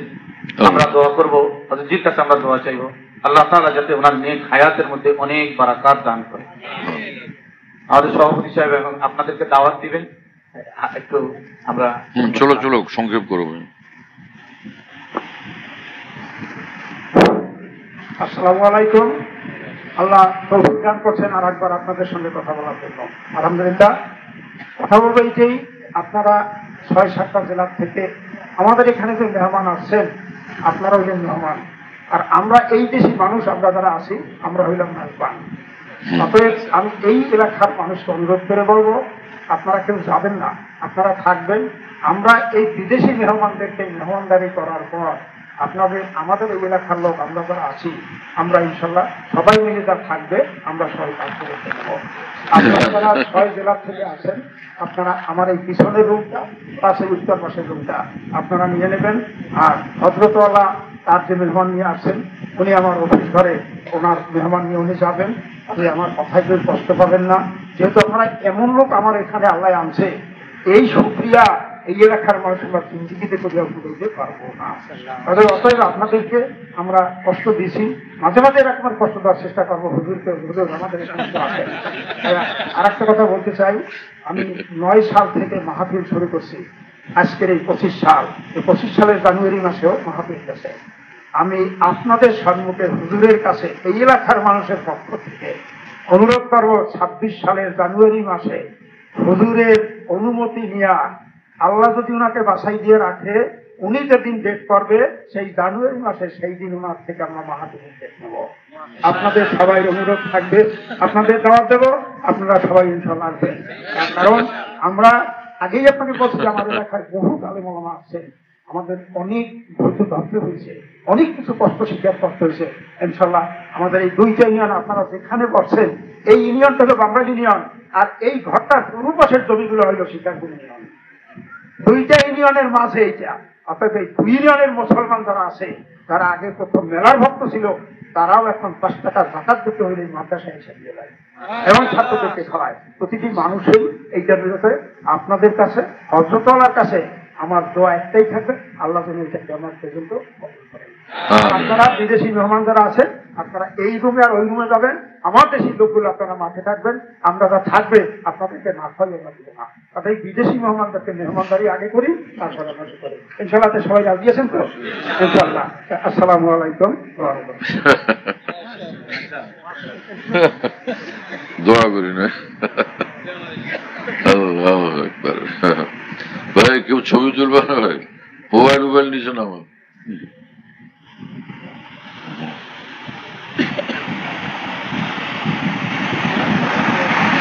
দোয়া করি সকলে ভাই।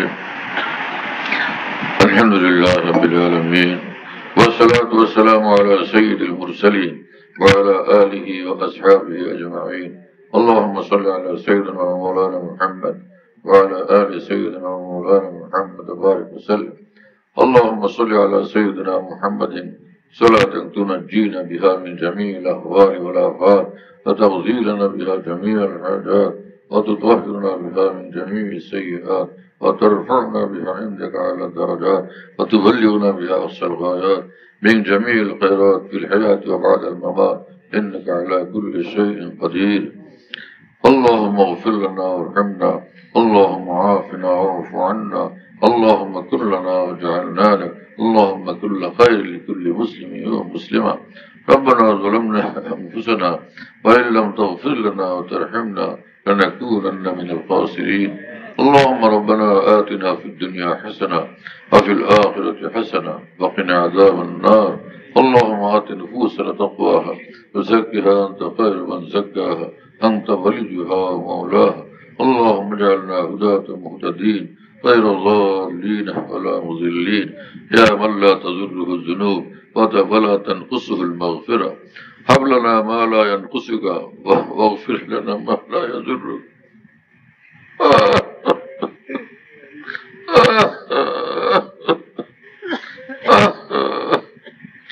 يا من لا تضره الذنوب ولا تنقصه المغفرة، هب لنا ما لا ينقصك واغفر لنا ما لا يضرك.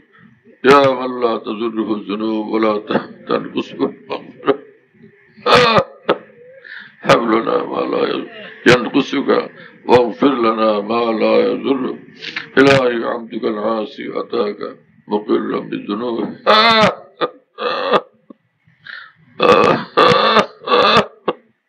مقرا بالذنوب وقد دعاك، فإن تغفر فأنت أهل لذاك، وإن تترك فمن يغفر سواك.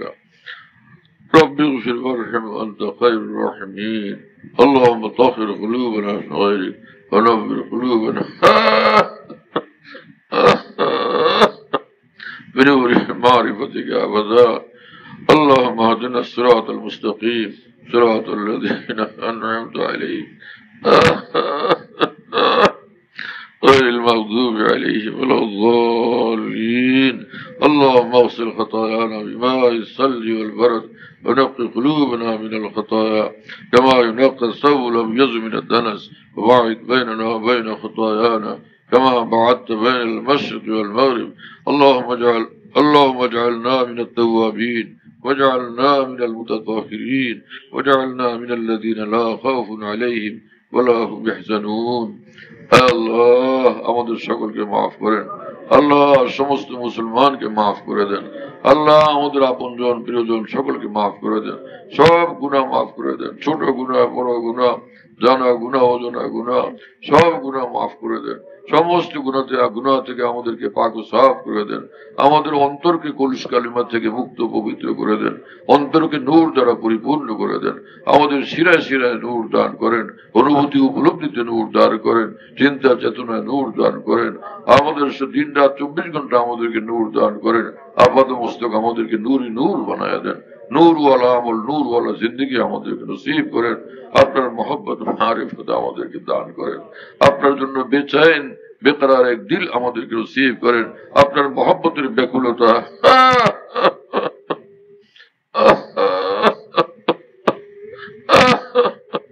আমাদের সকলকে নসিব করেন আল্লাহ মাছ যেরকম দরিয়ার গভীর এবং অথই পানি ছাড়া থাকতে পারে না অনুরূপ ভাবে আপনার নূরের অথই দরিয়ার ভিতরে আপনি আমাদেরকে সব সময় ডুবায় রাখেন আপনার নূরের সীমাহীন অথই দরিয়ার ভিতরে আপনি সব সময় আমাদেরকে ডুবায় রাখেন সমস্ত কলুষ কালিমা অন্ধকার থেকে আমাদেরকে হেফাজত করেন এবং পবিত্র করেন আল্লাহ আউলিয়া সিদ্দিকীনের মধ্যে আমাদেরকে শামিল করেন আল্লাহ আমাদের সকলের নেক উদ্দেশ্য পুরা করেন মুশকিল আসান করে দেন পেরেশান এগুলো সব দূর করে দেন সকলের নেক উদ্দেশ্য আপনি পুরা করে দেন সকলের হায়াতে বরকত দান করেন রিজিকে বরকত দান করেন সম্মানবান সকলকে সম্মানিত করেন এবং সকলের সম্মান আরো বাড়ায় দেন আল্লাহ আমরা আজকে যে প্রতিষ্ঠানে আসছি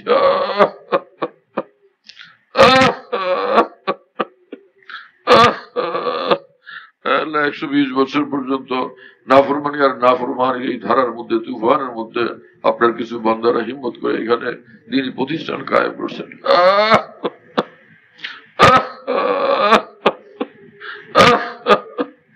আল্লাহ যাদের মেহনতে ফিকিরে উদ্যোগে এবং যাদের ত্যাগ তিতিক্ষা কোরবানিতে এই প্রতিষ্ঠান কায়েম আছে তাদেরকে দুনিয়া আখেরাতে সম্মানিত করেন দুনিয়া আখেরাতে তাদেরকে মর্যাদাশীল করেন তাদের সহযোগীদেরকে দুনিয়া আখেরাতে মর্যাদাশীল করেন আল্লাহ প্রতিষ্ঠানকে কিয়ামত পর্যন্তের জন্য কবুল করেন এলাকার সমস্ত মুসলমান পুরুষ নারী সমস্ত মুসলমানকে এই প্রতিষ্ঠানকে ভালোবাসার তৌফিক দান করেন এই প্রতিষ্ঠানের সঙ্গে জুড়ে থাকার তৌফিক দান করেন এই প্রতিষ্ঠানের খেদমত করার তৌফিক দান করেন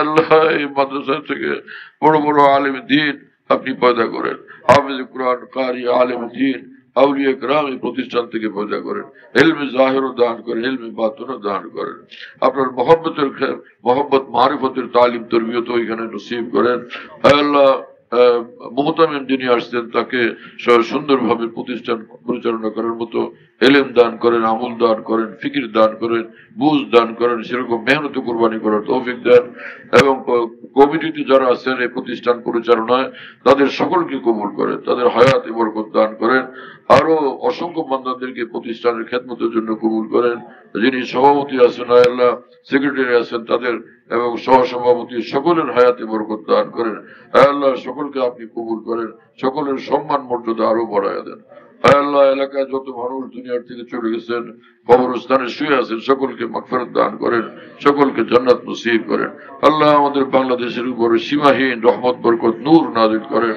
আল্লাহ ভালো মানুষদেরকে সংসদে যাওয়ার জন্য আপনি কবুল করেন যাদের দ্বারা যাদের সেবা দ্বারা যাদের ফিকিরের দ্বারা ত্যাগের দ্বারা আমাদের এই দেশটা সুন্দর হবে এই দেশের উন্নতি অগ্রগতি হবে সমৃদ্ধি হবে এইরকম লোকদেরকে রাষ্ট্র পরিচালনার জন্য আপনি কবুল করেন যারা দুষ্ট দুরাচার তাদেরকে হেদায়েত নসিব করেন ভুল পথ অন্যায় পথ জুলুমের পথ পরিহার করার তৌফিক দান করেন আল্লাহ আমাদের সকলকে আপনার বানান আপনি আমাদের হয়ে যান সমগ্র মুসলিম জাহানের উপর রহমত নাযিল করেন প্রতিটি মুসলিম দেশের সব জরুরত গায়বী খাজানা থেকে পুরা করেন আল্লাহ 67 সালের যে ফিলিস্তিনের সীমানা সেই সীমানা মোতাবেক আপনি ফিলিস্তিনকে শক্তিশালী এক মুসলিম রাষ্ট্র বানায় দেন আল্লাহ ইসরায়েলের ইহুদিদেরকে আপনি হেদায়েত দেন ওদের হেদায়েত না থাকলে আল্লাহ জুলুমবাজদেরকে আপনার আযাব ও গজব দিয়ে ধ্বংস করে দেন আল্লাহ ওদেরকে আপনার আযাব ও গজব ও কহর দিয়ে ধ্বংস ধ্বংস করে দেন, জমিন থেকে আপনি মুছে দেন, একদম নিশ্চিহ্ন করে দেন।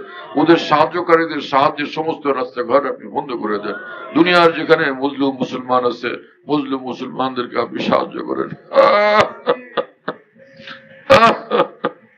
আল্লাহ মুসলিম মুসলমানদেরকে আপনি সাহায্য করেন। আল্লাহ আপনি মুসলিম মুসলমানদেরকে সাহায্য করেন। জালেমদেরকে আপনি হেদায়েত দান করেন। যাদের ভাগ্যে হেদায়েত না, ওই জালেমদেরকে আপনি ধ্বংস করে দেন। আর সারা পৃথিবীতে যেখানে আবু জাহাল আবু লাহাবরা আছে, আল্লাহ সমস্ত আবু জাহাল আবু লাহাব ফিরআউন ও নমরুদদেরকে আপনি ধ্বংস করে দেন, হালাক করে দেন, খতম করে দেন, নিশ্চিহ্ন করে দেন, নির্মূল করে দেন। আল্লাহ আমাদেরকে মাফ করেন, আমাদেরকে কবুল করেন, আমাদেরকে আপনার বলেন, আপনি আমাদের হয়ে যান। اللهم ربنا تقبل منا اللهم ربنا আল্লাহ এই প্রতিষ্ঠানের যা কিছু জরুরত, সমস্ত জরুরত গায়বী খাজানা থেকে আপনি পুরো করে দেন। জায়গার দরকার জায়গা আরো আপনি বাড়ায় দেন, আরো সম্প্রসারিত করে দেন, এবং বিল্ডিং এর দরকার বিল্ডিং এরও আপনি ব্যবস্থা করে দেন, অর্থের দরকার ফান্ডের দরকার সবকিছু আপনার গায়বী খাজানা থেকে ইন্তজাম করে দেন, সব জরুরত আপনি পুরো করে দেন। اللهم ربنا تقبل منا إنك أنت السميع العليم وتب علينا إنك أنت التواب الرحيم. سبحان ربك رب العزة عما يصفون وسلام على المرسلين والحمد لله رب العالمين.